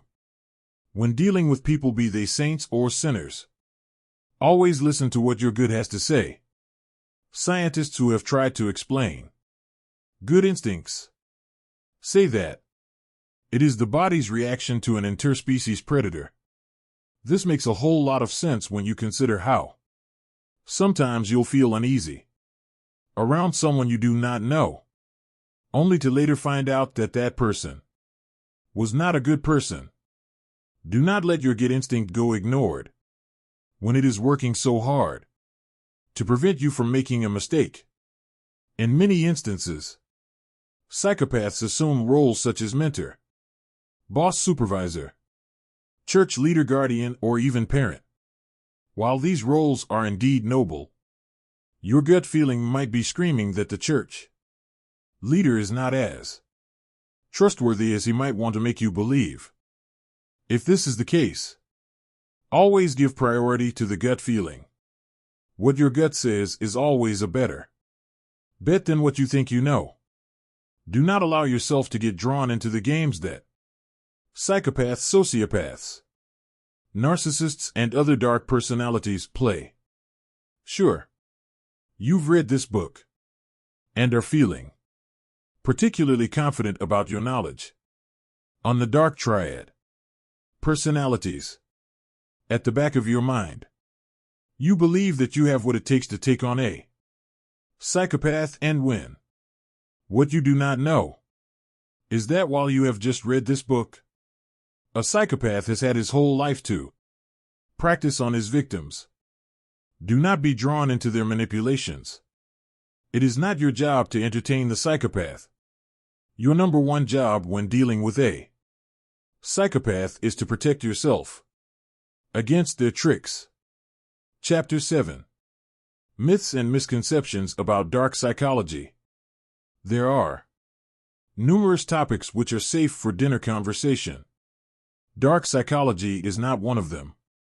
The last thing you want to ask during Thanksgiving is how Uncle Joe scores as far as their Machiavellianism orientation is concerned. Because of the malevolence surrounding dark psychology, there are usually very few open discussions regarding the topic. Let's take the dark triad test for instance. Are you planning to take it? If yes, do you plan to share your results with anyone? The high chances are that if you answered yes to the first question, you are probably going to answer no to the second one. Most human beings like to think of themselves as good people. What's more, they like other people to think of them as good people. Putting your dark triad test on display for everyone to see might not exactly serve this purpose. Because of all of this hush surrounding dark psychology, there is therefore a whole lot of misconceptions and myths about the personality traits that are Key vessels for dark psychology. This chapter explores these myths and misconceptions, while shedding some light on the myth number 1. Psychopaths and sociopaths are one and the same thing. Truth: psychopathy and sociopathy are two different types of antisocial personality. The term psychopath and sociopath are used interchangeably in everyday conversation. However, the two traits are significantly different from each other. That being said, these two personality disorders do share some similarities. Experts consider sociopathy to be a less severe disorder than psychopathy. The table below shows some of the characteristics that distinguish a psychopath from a sociopath. Psychopath has no conscience. Sociopath has a weak conscience. Psychopaths are able to blend in by being charming, and are therefore harder to spot. Sociopaths have no intention of blending in and are often easy to spot. Will primarily be interested in themselves only. Psychopath: cold-hearted and calculating. Sociopath: hot-headed and leap without looking. Myth number 2. Psychopaths are made and not born. Truth: psychopaths are born that way. Psychopathy is a very complicated personality disorder in that psychopaths are more often born rather than made. A psychopath comes out the womb wired differently than most people. As a result, they deviate from the tangent of what is normal, and oftentimes find themselves in positions that any other normal person would not necessarily find themselves in. Research undertaken has indeed shown that the brains of psychopaths function differently when compared to the brains of other people who do not have any recorded personality disorders. So what happens when a psychopath is born? Depending on the type of environment the psychopath grows up in, the psychopath will become one of several things. If the young child who shows signs of psychopathy grows up in a nurturing environment, he will likely become a business or political leader of much influence. If the child grows up in a violent or traumatic environment, they are likely to become serial killers or murderers. Psychopaths who are nurtured in an environment that is somewhere in between the first two environments end up in positions of power in fields such as law enforcement and management. Myth number 3. Sociopaths are born. Truth: sociopaths are mainly a product of their environments. More often than not, sociopaths are a result of the environment that they are brought up in. It often starts with a biological or genetic disposition to sociopathy, which is then worsened by the type of nurturing that they get. For instance, a child who grows up in an environment where nobody seems to care for him will probably carry the same lack of empathy in his adulthood. If they grew up with adults who had no sense of integrity and lacked a moral compass, their conscience would be highly impaired as a result. Myth number 4. Females cannot be psychopaths. Truth: there are recorded cases of female psychopaths. More likely than not, when you hear of the term psychopath, you automatically think of a male character. After all, Hollywood has done its best to portray psychopaths as axe-wielding males on a murder spree. However, it is important to note that psychopaths can be female, too, unlike their male counterparts. However, female psychopaths are less likely to be physically aggressive or violent. Rather, they resort to using their sexuality and femininity to manipulate others. Female psychopaths are also likely to have a high number of sexual partners. If this is the case, always give priority to the gut feeling. What your gut says is always a better bet than what you think you know. Do not allow yourself to get drawn into the games that psychopaths, sociopaths Narcissists and other dark personalities play. Sure, you've read this book and are feeling particularly confident about your knowledge on the dark triad personalities at the back of your mind. You believe that you have what it takes to take on a psychopath and win. What you do not know is that while you have just read this book, a psychopath has had his whole life to practice on his victims. Do not be drawn into their manipulations. It is not your job to entertain the psychopath.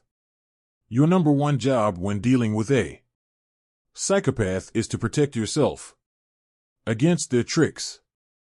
Chapter 7. Myths and Misconceptions about Dark Psychology. There are numerous topics which are safe for dinner conversation. Dark psychology is not one of them. The last thing you want to ask during Thanksgiving is how Uncle Joe scores as far as their Machiavellianism orientation is concerned. Because of the malevolence surrounding dark psychology, there are usually very few open discussions regarding the topic.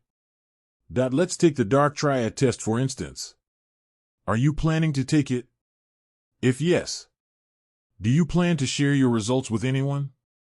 The high chances are that if you answered yes to the first question, you are probably going to answer no to the second one. Most human beings like to think of themselves as good people. What's more, they like other people to think of them as good people. Putting your dark triad test on display for everyone to see might not exactly serve this purpose. Because of all of this hush surrounding dark psychology, there is therefore a whole lot of misconceptions and myths about the personality traits that are key vessels for dark psychology.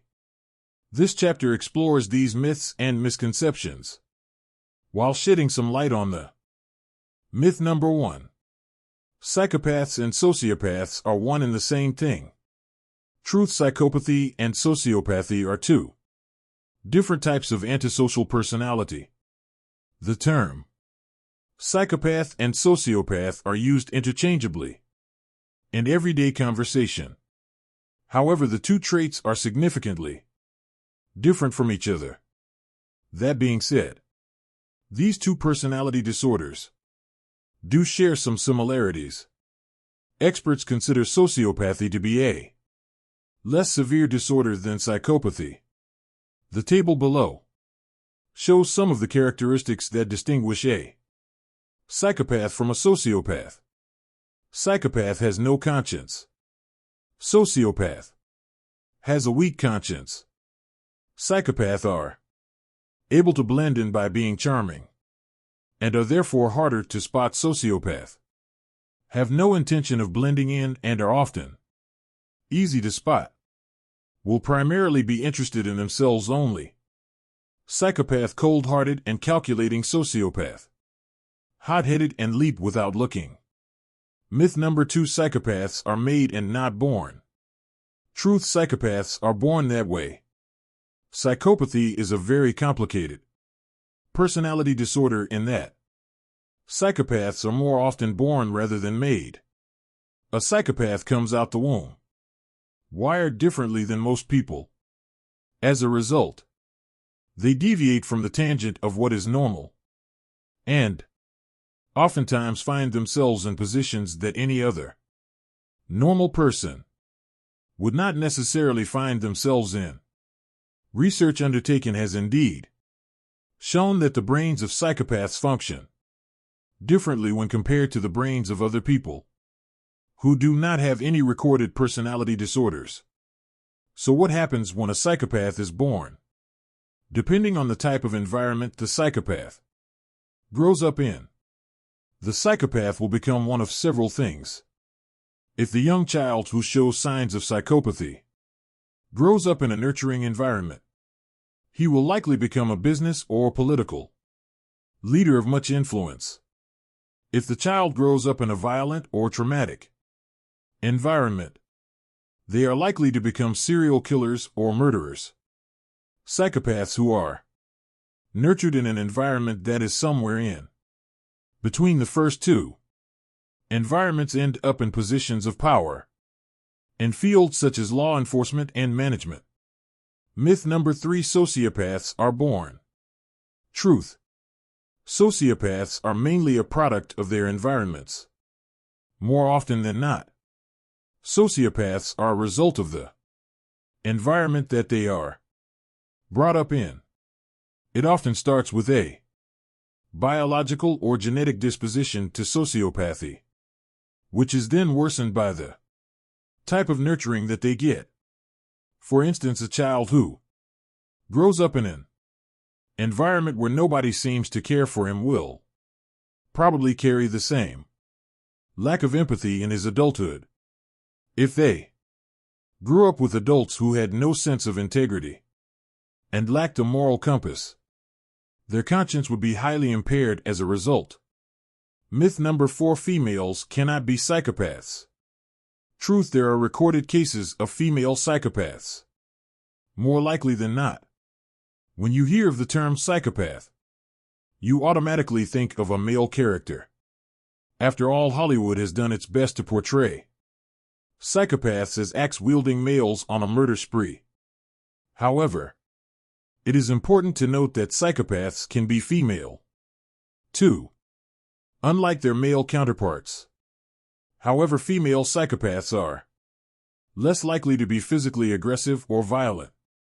Rather, they resort to using their sexuality and femininity to manipulate others. Female psychopaths are also likely to have a high number of sexual partners. Myth number 5: psychopaths are obsessed with murder. Truth: psychopaths are thrill seekers. Murder is just one of the ways through which psychopaths quench their desire for the thrill. When most people think of psychopaths, they automatically thinking of murders left, right, and center. However, while it is true that a killer is more likely to be a psychopath than not, it is also true that psychopaths are not thinking of committing murder any more than the rest of the population. Many psychopaths go through their lives seeking thrills and never really causing anybody violent harm. Yes, they might break a few hearts as they jump from one sexual partner to the next and throw several people under the bus in an aim to climb the corporate ladder. But that's as far as most of them go. If you are looking for a psychopath in your life, you will not likely find one if you are only looking for violence and bloodlust. Myth number 6: psychopathy is a mental illness that can be cured. Truth: psychopathy is a personality disorder that has no cured. Out of psychopathy were a mental illness, there would be an option for treatments. Instead, psychopathy is a personality disorder, and this means that no cure exists that would turn psychopaths into normal, feeling and empathetic human beings, because they really do not believe that anything is wrong with them anyway. Psychopaths would not even be interested in treatment, even if it existed. In instances where psychopaths have been convinced to get into therapy for purposes of mending existing relationships, it is not uncommon to find them trying to manipulate the therapist into thinking that the therapy is working or has already worked. Remember, these individuals are highly manipulative and capable of utilizing whatever means necessary to get themselves out of difficult situations. Thanks to their bold lack of fear and absence of empathy, a psychopath will have no problem wasting a loved one's time in therapy, if only to make it seem like they are making an effort. Myth number 7: you can change a person on the dark triad by loving them correctly. Truth: most people who score highly on the dark triad test remain so for the rest of their lives. Love is a strange thing in that it makes people believe that they are capable of the impossible. even when the truth is laid bare before their eyes. If you are in a relationship with a person who scores highly on the dark triad test, the first few months of your relationship are likely to be blissful. Manipulative people have a way of love bombing you into believing that they are the perfect match that you have been waiting for all along. Unfortunately, this is usually just an attempt to lure and entrap you into a relationship that is just smoke and mirrors. Once you have settled into this kind of relationship, the manipulator's true colors come to light. In many cases, you will find a relationship partner sticking around with the hope that things will change, that love will be enough to turn things around. Unfortunately, this often never happens.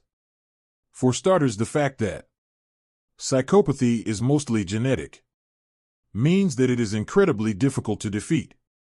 At best, the psychopath can only channel their lack of sensitivity towards achieving goals that are not detrimental to the overall society.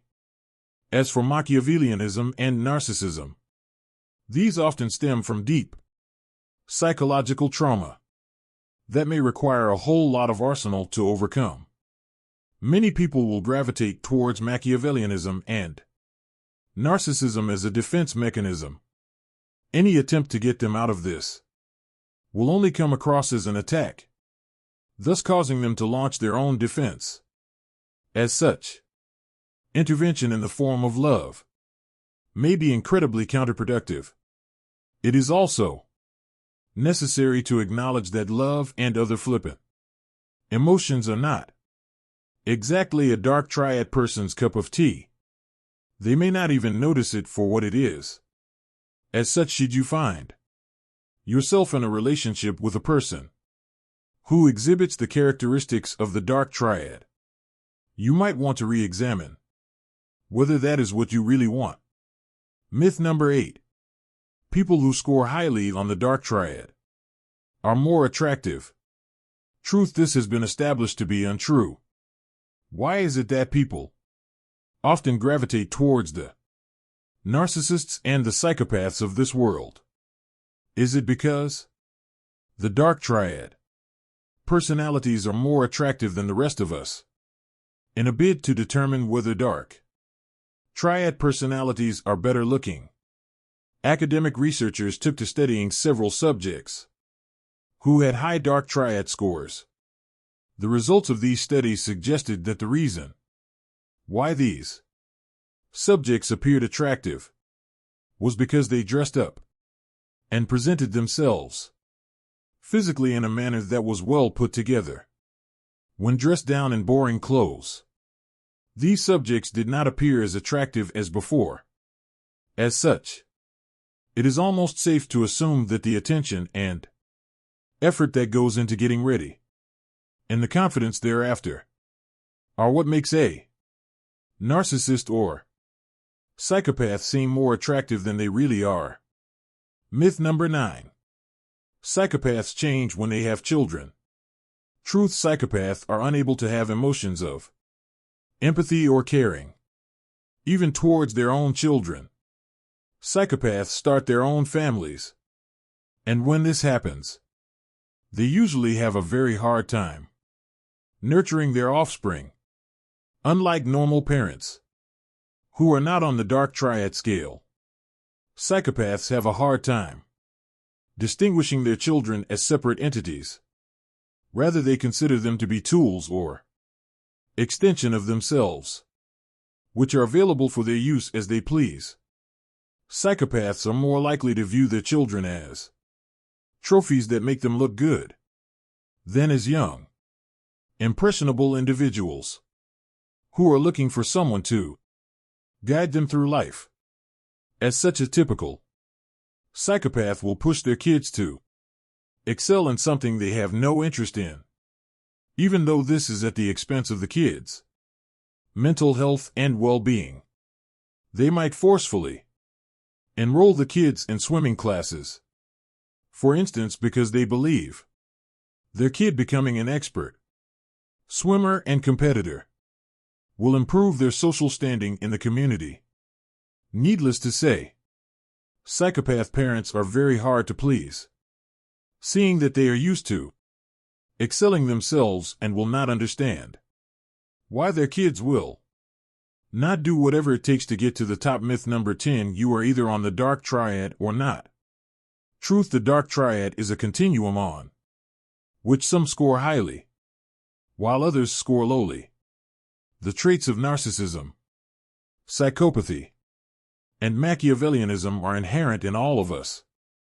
The only difference is that in some people, these traits are magnified to the point where they often become destructive to people around them. Take narcissism, for instance. Everybody has a way that they think about themselves. More likely than not, you like to think good things about yourself. You like to believe that you are good-looking and talented and easy to love. For a narcissist, this self-image is blown out of proportion to the extent where their entire life revolves around it is not enough for them to believe these things about themselves. They also want everyone else to believe they are perfect and saintly in all things good. Psychopathy, on the other hand, is also a spectrum. Everybody has their place on this spectrum. Think of it this way. Have you ever done something that was not so nice, and yet did not feel guilty about it? Have you ever acted in a manner to suggest that you are not exactly empathetic towards someone?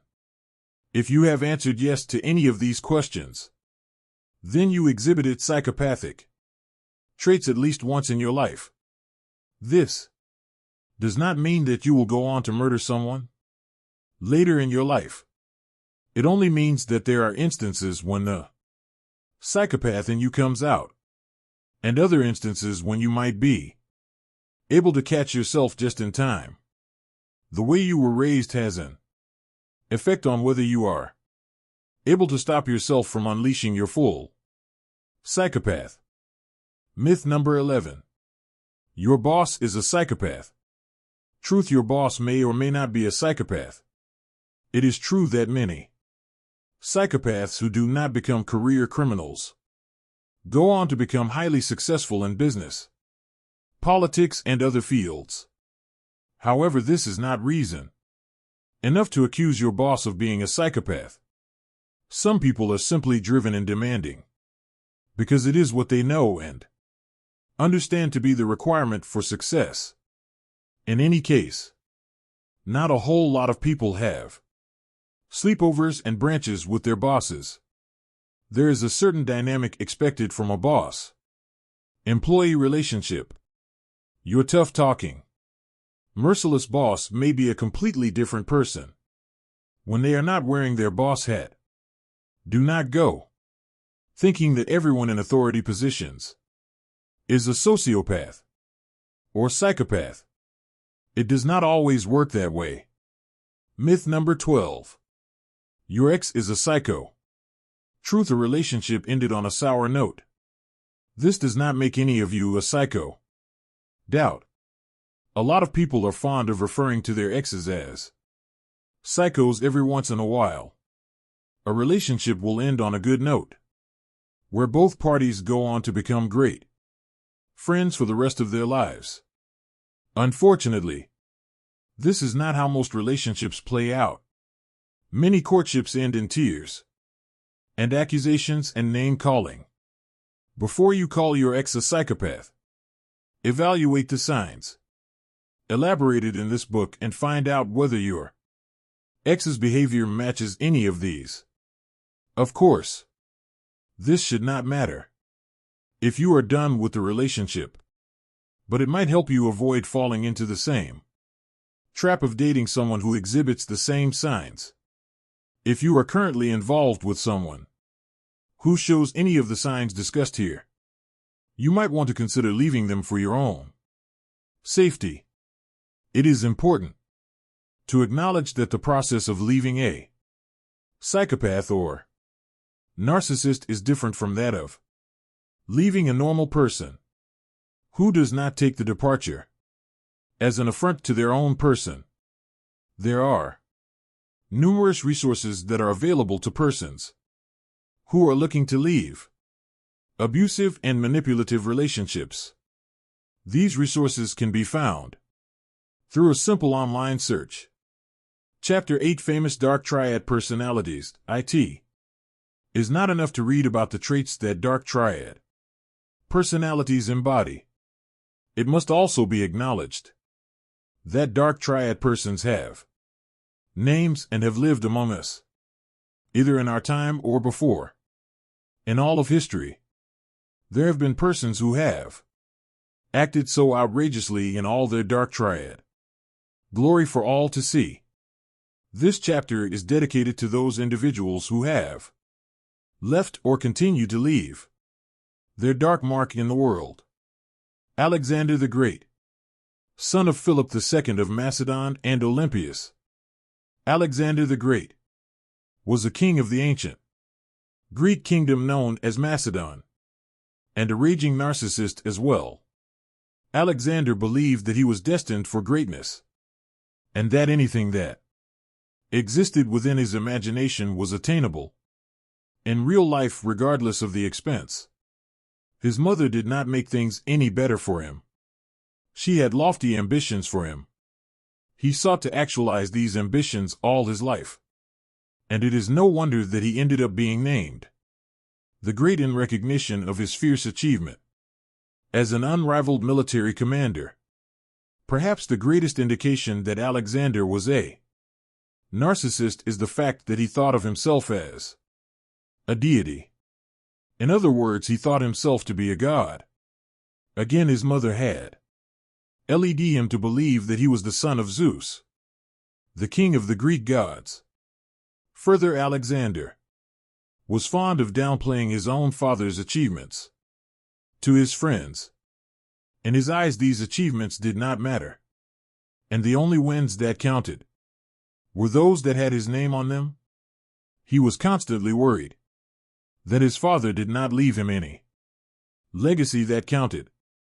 In response, he made it his business to win as many battles as he could. He took his army on endless battles in a quest for his own personal glory. It did not matter who lost their lives or got injured. Alexander was on a mission to create his own legacy, and anything or anyone who stood in his way was the enemy. Napoleon Bonaparte believed. As a young boy, Bonaparte rose through the ranks to become a general in the French Revolution at the age of 2.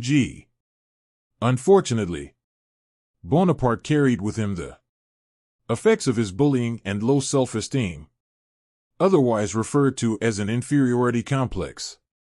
While he was able to achieve a legacy that many men of his time did not, Napoleon carried with him the psychological scars of his past. It is believed that Napoleon lashed out and acted aggressively to make up for his shortcomings. Which shortcomings, you might wonder? For starters, Napoleon was shorter than the average man, standing at 5 feet and 2 inches. It is easy to see why. Napoleon may have been insecure about his height. His stature notwithstanding, Napoleon believed that he was something special and even wrote about it in his book, aptly named Thoughts in the Book. Napoleon talks about how he had come to believe that he was special and could go forth to achieve things that he had only previously believed to be fantasy. At the end of the day, it's probably unfair to fault Napoleon for turning to narcissism to cheer himself up. He was probably only trying to make up for the feelings of inadequacy that he had grown to be familiar with, thanks to his childhood taunts from his classmates and schoolmate Adolf Hitler, who is the most self-absorbed person that you currently know of. Take that person's thoughts, behaviors, and actions and then multiply them 1,000,000 times. What do you get? Adolf Hitler. That's what. Adolf Hitler lived in the early 1900s. So he must have done some pretty Bad things to be still talked about today. And indeed he did. Not only did Adolf believe that his race was better than everyone else, but he also had to get everyone else on the propaganda machine too. As a result, millions of Jews lost their lives, thanks to the calculations and machinations of one man, whose narcissism and thirst for power got out of hand. Hitler's leadership style was structured such that he was at the top, and nobody else could question him. His inferiors were to take these commands unquestioningly, because he believed he knew better than everyone else, while his generals were killing the Jews left, right, and center. Hitler had no empathy for those dying and suffering. In fact, he wanted this murder spree to continue for as long as it could, or at least until he was able to wipe out the inferior race. Hitler will forever be remembered as the reason for one of the biggest wars ever witnessed on Earth, and all because he believed that he and white Germans were superior to everybody else. Charles Manson. Charles Manson is one of the most well-known cult leaders of modern American history. Manson was an unemployed ex-convict who utilized psychopathic manipulation to create himself a following, which he named the Manson family. Manson had an ability to convince young people to join his family by preying on their weaknesses and making them feel as if he was their safe place and Messiah. After drawing them in, Manson then convinced them to commit crimes on his behalf. In the summer of 1969, for instance, Manson's family killed 9 people on his command. Even after being arrested, Manson showed no remorse or guilt for the suffering he had inflicted on others. He had a disregard for humanity that can only be described as callous. That being said, Manson was also highly charming, and this caused people to gravitate towards him. Even while in prison, Manson was still able to use his psychopathic charm to lure women, even to the point of getting engaged to one. Albert DeSalvo. Nicknamed the Boston Strangler, Albert DeSalvo was a criminal who confessed to killing 13 women in the Boston area by way of strangulation. DeSalvo was a typical psychopath. Right from childhood, he exhibited the signs of a psychopath. For instance, he tortured animals. This is a typical warning sign that you might have a young psychopath on your hands. Kids who torture animals often go on to commit other heinous crimes later on. Many murderers and serial killers have a history of animal abuse in their past. What's most notable about DeSalvo's murders was that most of his victims were elderly and alone at the time of the attacks. While most people are capable of showing pity, mercy, and overall empathy on the elderly, DeSalvo was quite the opposite.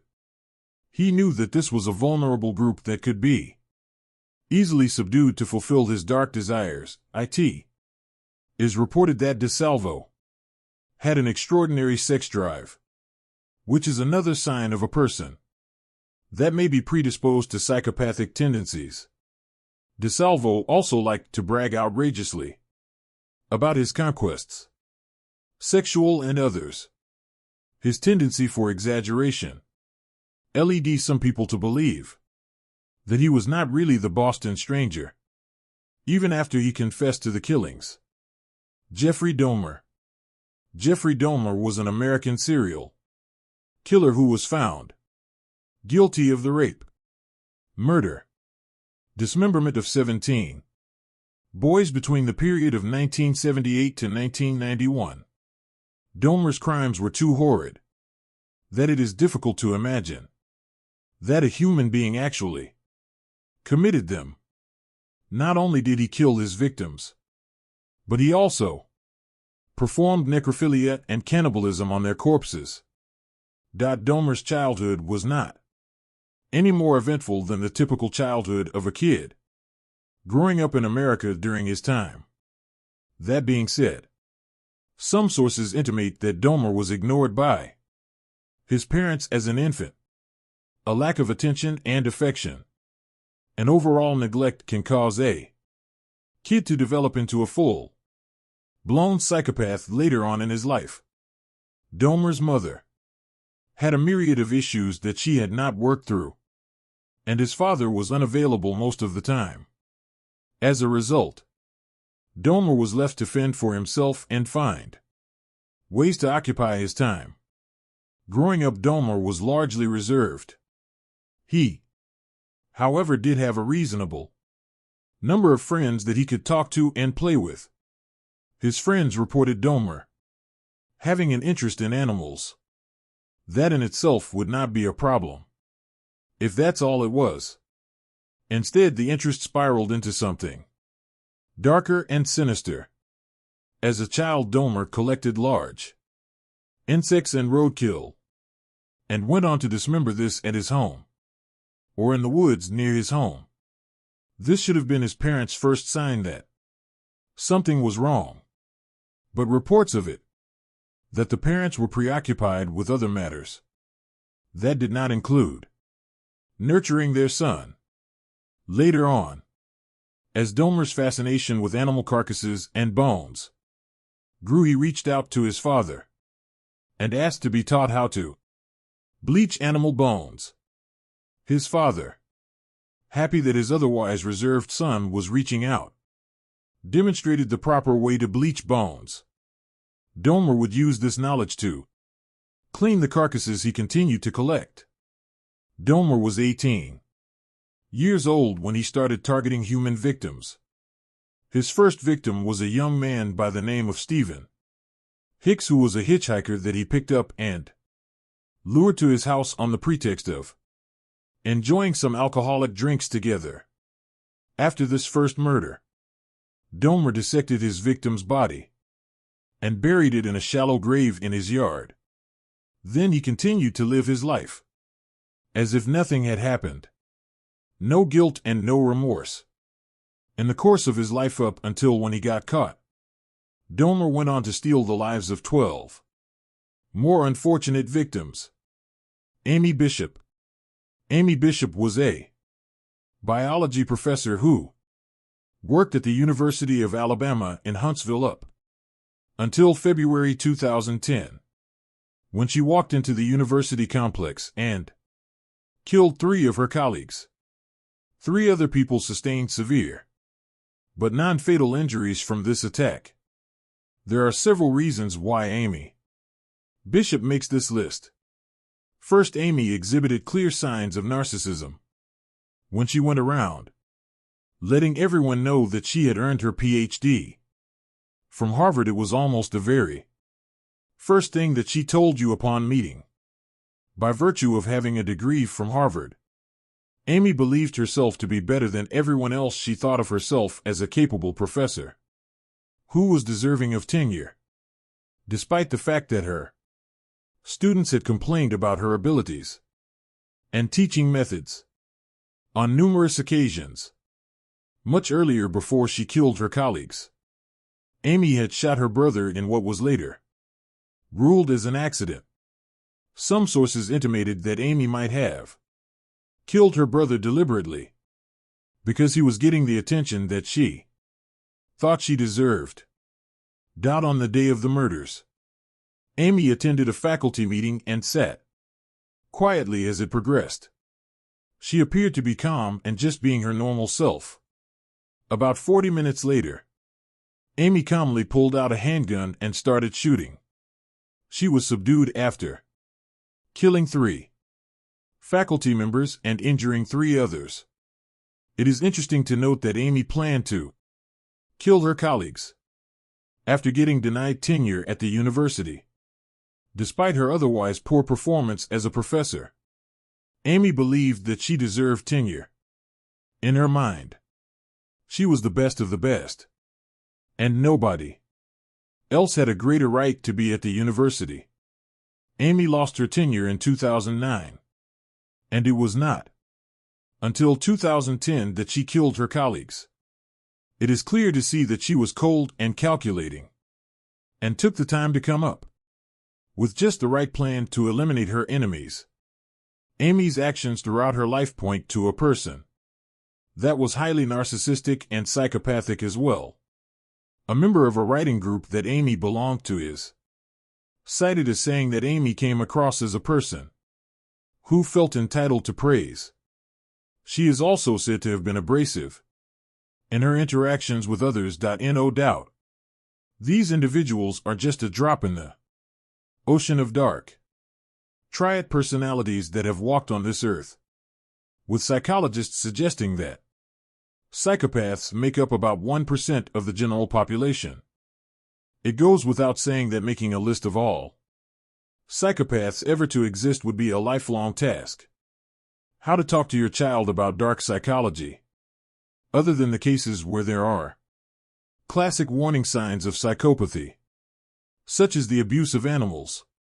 You might have noticed that a whole lot of the personalities listed in the previous sections went through a normal childhood. If you are a parent, the safety of your children is paramount. The kind of concern you feel towards your children extend from their interaction with other people to their own internal dialogue, taking place without anybody else's notice. In other words, you want to know that your child is safe when with other people and when alone as well. It is especially disconcerting to know that there are people in this world who use their time, thoughts, and efforts to her children, while there is not especially much that you can do to change the kind of people you can prepare your child to deal with, the kind of people who are more likely than not to use dark psychology to take advantage of others. Make your home your child's safe haven. Your home should be where your child feels safest. The outside world is not the friendliest place there is out there. There are bullies in school, pedophiles lurking in parks and playgrounds, and child killers who have no qualms about ending young lives. When your child is done dealing with all the dangers presented by the modern world, they should always have a safe place to come to. This means that you must be careful about who you invite into your house at all times. Many times the people who take advantage of children are people who are well known to them. As such, it helps to vet who make it into your child's life and who doesn't. Besides making the home physically safe by making it inaccessible to predators, you must also be your child's safe place emotionally.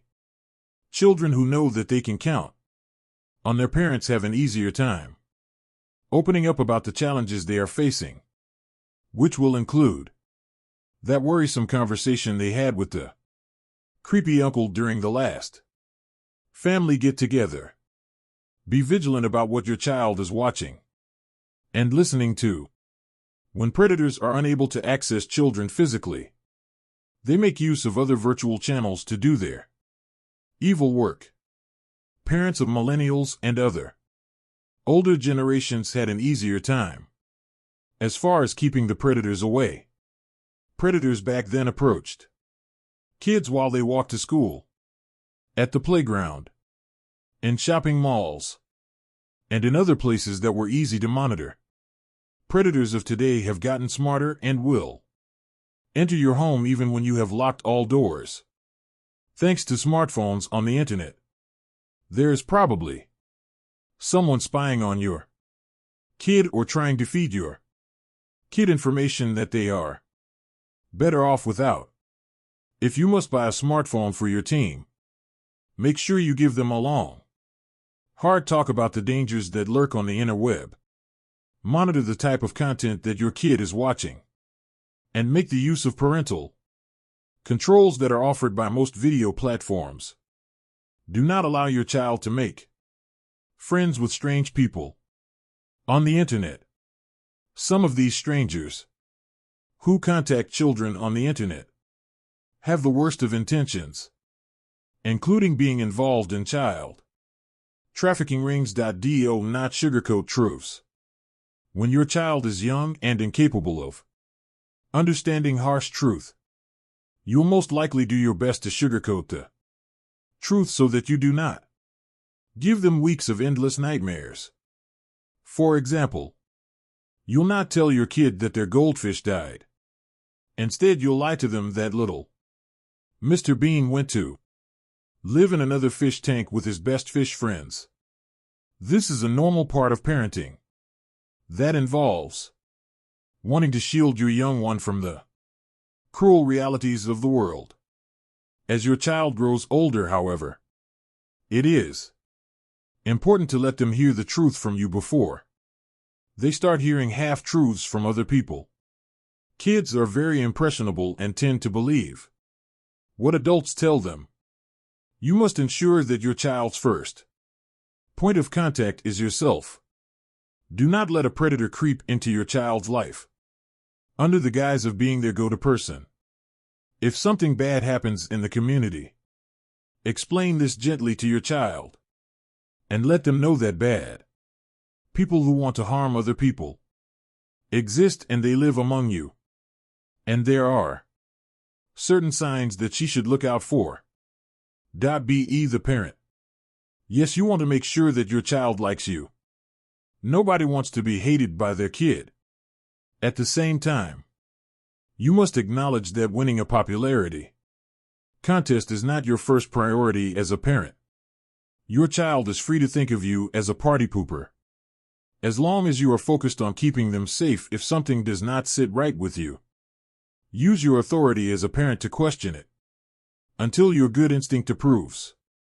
Your sulking teenager will not be in their teens forever, and once they are older, they will be grateful that you looked out for them when they needed it most. Stay ahead of the game. Predators are constantly changing the rules of the game because they know the rest of the population is catching up. For instance, some predators have taken to placing harmful messages in seemingly harmless kids' videos and other content, online games, and the constant social media challenges are also at times used to manipulate and influence children. Do engage in practices that are harmful to them. As a parent, you must ensure that you are aware of the trick and treachery being used to manipulate your kid, and then nip this in the bud before it is too late. What if your child is the problem? Nobody wants to believe that their child might be anywhere near being a psychopath, sociopath, or narcissist. And yet adults who score highly on the dark triad were once children. We want to believe the best of our children. But perhaps this is the denial that causes parents to miss out on opportunities of helping the kids get help before it is too late. First, it is important to note that psychologists are not fond of calling children psychopaths, even when these children exhibit behaviors that are worrying and abnormal. This is simply because the term itself carries too much stigma and finality. When a child is called a psychopath at age, issue is not to say that they will not aspire to grow to live up to the name. Also, children are just that. They may be troublesome as kids, and then turned out to be something totally different when they are older. Instead of antisocial personality disorder, therefore, children are often diagnosed with conduct disorder. In order for this diagnosis to be given, a kid must meet certain criteria that have been agreed upon and behave in a manner to exhibit these criteria for at least 6 months. What this means is that a teenager who behaves aggressively in 1 or 2 instances is not exactly a candidate for conduct disorder. More likely than not, they are just having a bad day. So who qualifies for the conduct disorder spectrum? A child that has a high chance of becoming a psychopath in their later life exhibits the following characteristics. They extremely lack in empathy.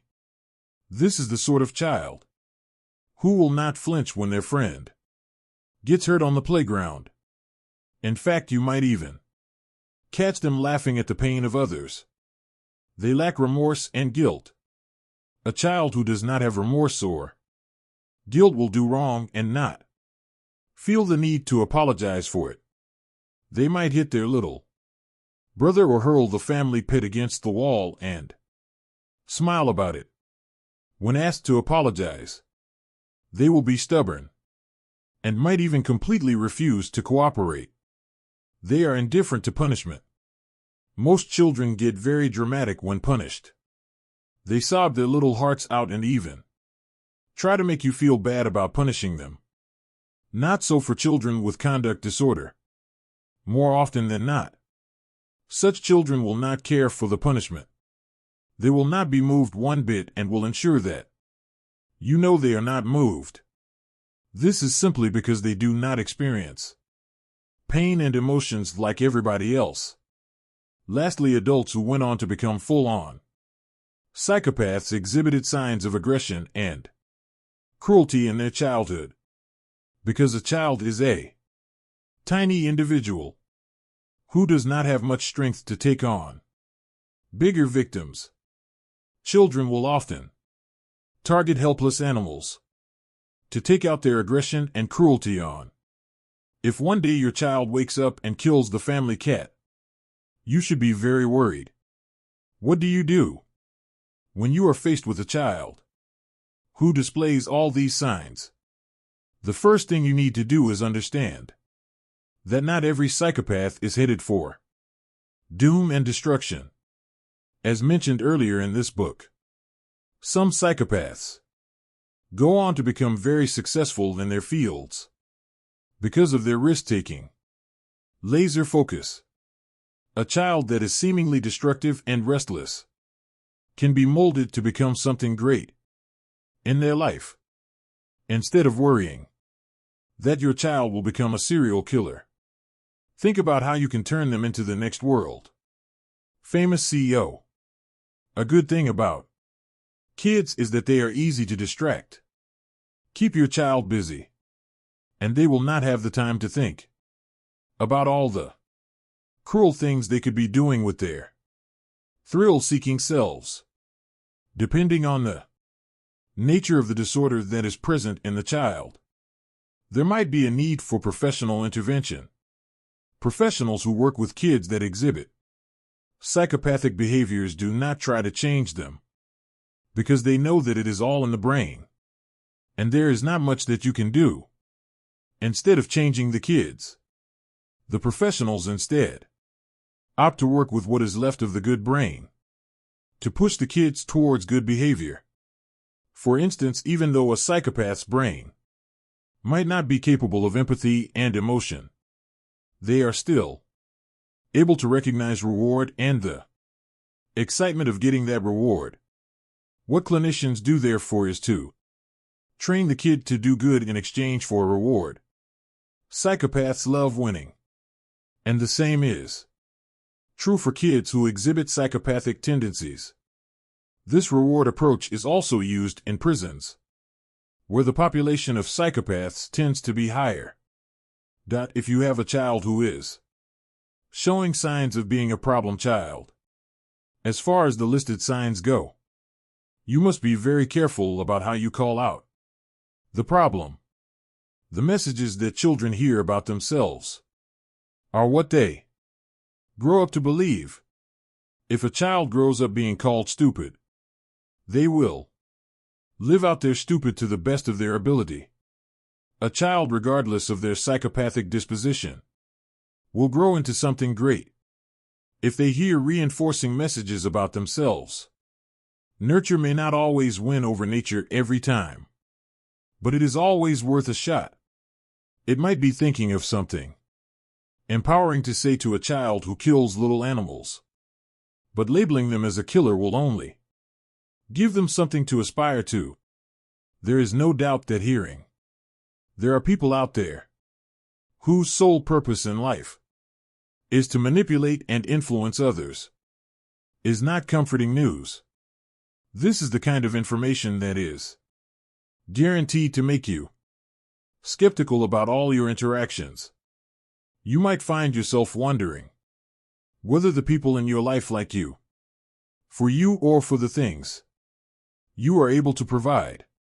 While it is true that there are bad people out there, it is also true that there are some pretty good people living among us. The good news is that the number of people who measure highly on the narcissism, psychopathy, and Machiavellianism scales is much lower than the number of people who measure much lower on the same scales. What this means is that not everybody is out to get you. At worst, 1 out of 5 people is out to get you. For example, if you have 5 bosses, one of them is likely to be a psychopath. This is not too bad. You just have to make sure you get the other 4 on your team, and you will be good to go. In all seriousness, however, it helps to stay conscious of the bad sides and the good sides to life and people. This book is an acknowledgement of the bad sides that exist, which sometimes can be used for good, depending on how you look at it. A Machiavellian leader who is committed to protecting his people at whatever cost, for instance, can be a great asset to have in a community. That being noted, it is also important to acknowledge the many ways that smart people use to manipulate others into doing not so smart things. The chapters on brainwashing and hypnosis are particularly useful if you want to refresh your memory on the many ways people are controlling your mind against your will. This book is not a call for you to live nervously and in fear. Bad things and bad people have existed since the beginning of time, and this did not stop billions of people from living there. Lives to the fullest. As much as this book calls for your guard to be up as far as keeping out the predators, it is also an assurance that you can let your hair down once in a while. As long as you know who's hunting you and how they are hunting you, you can give. Allow yourself to relax when the predators are away.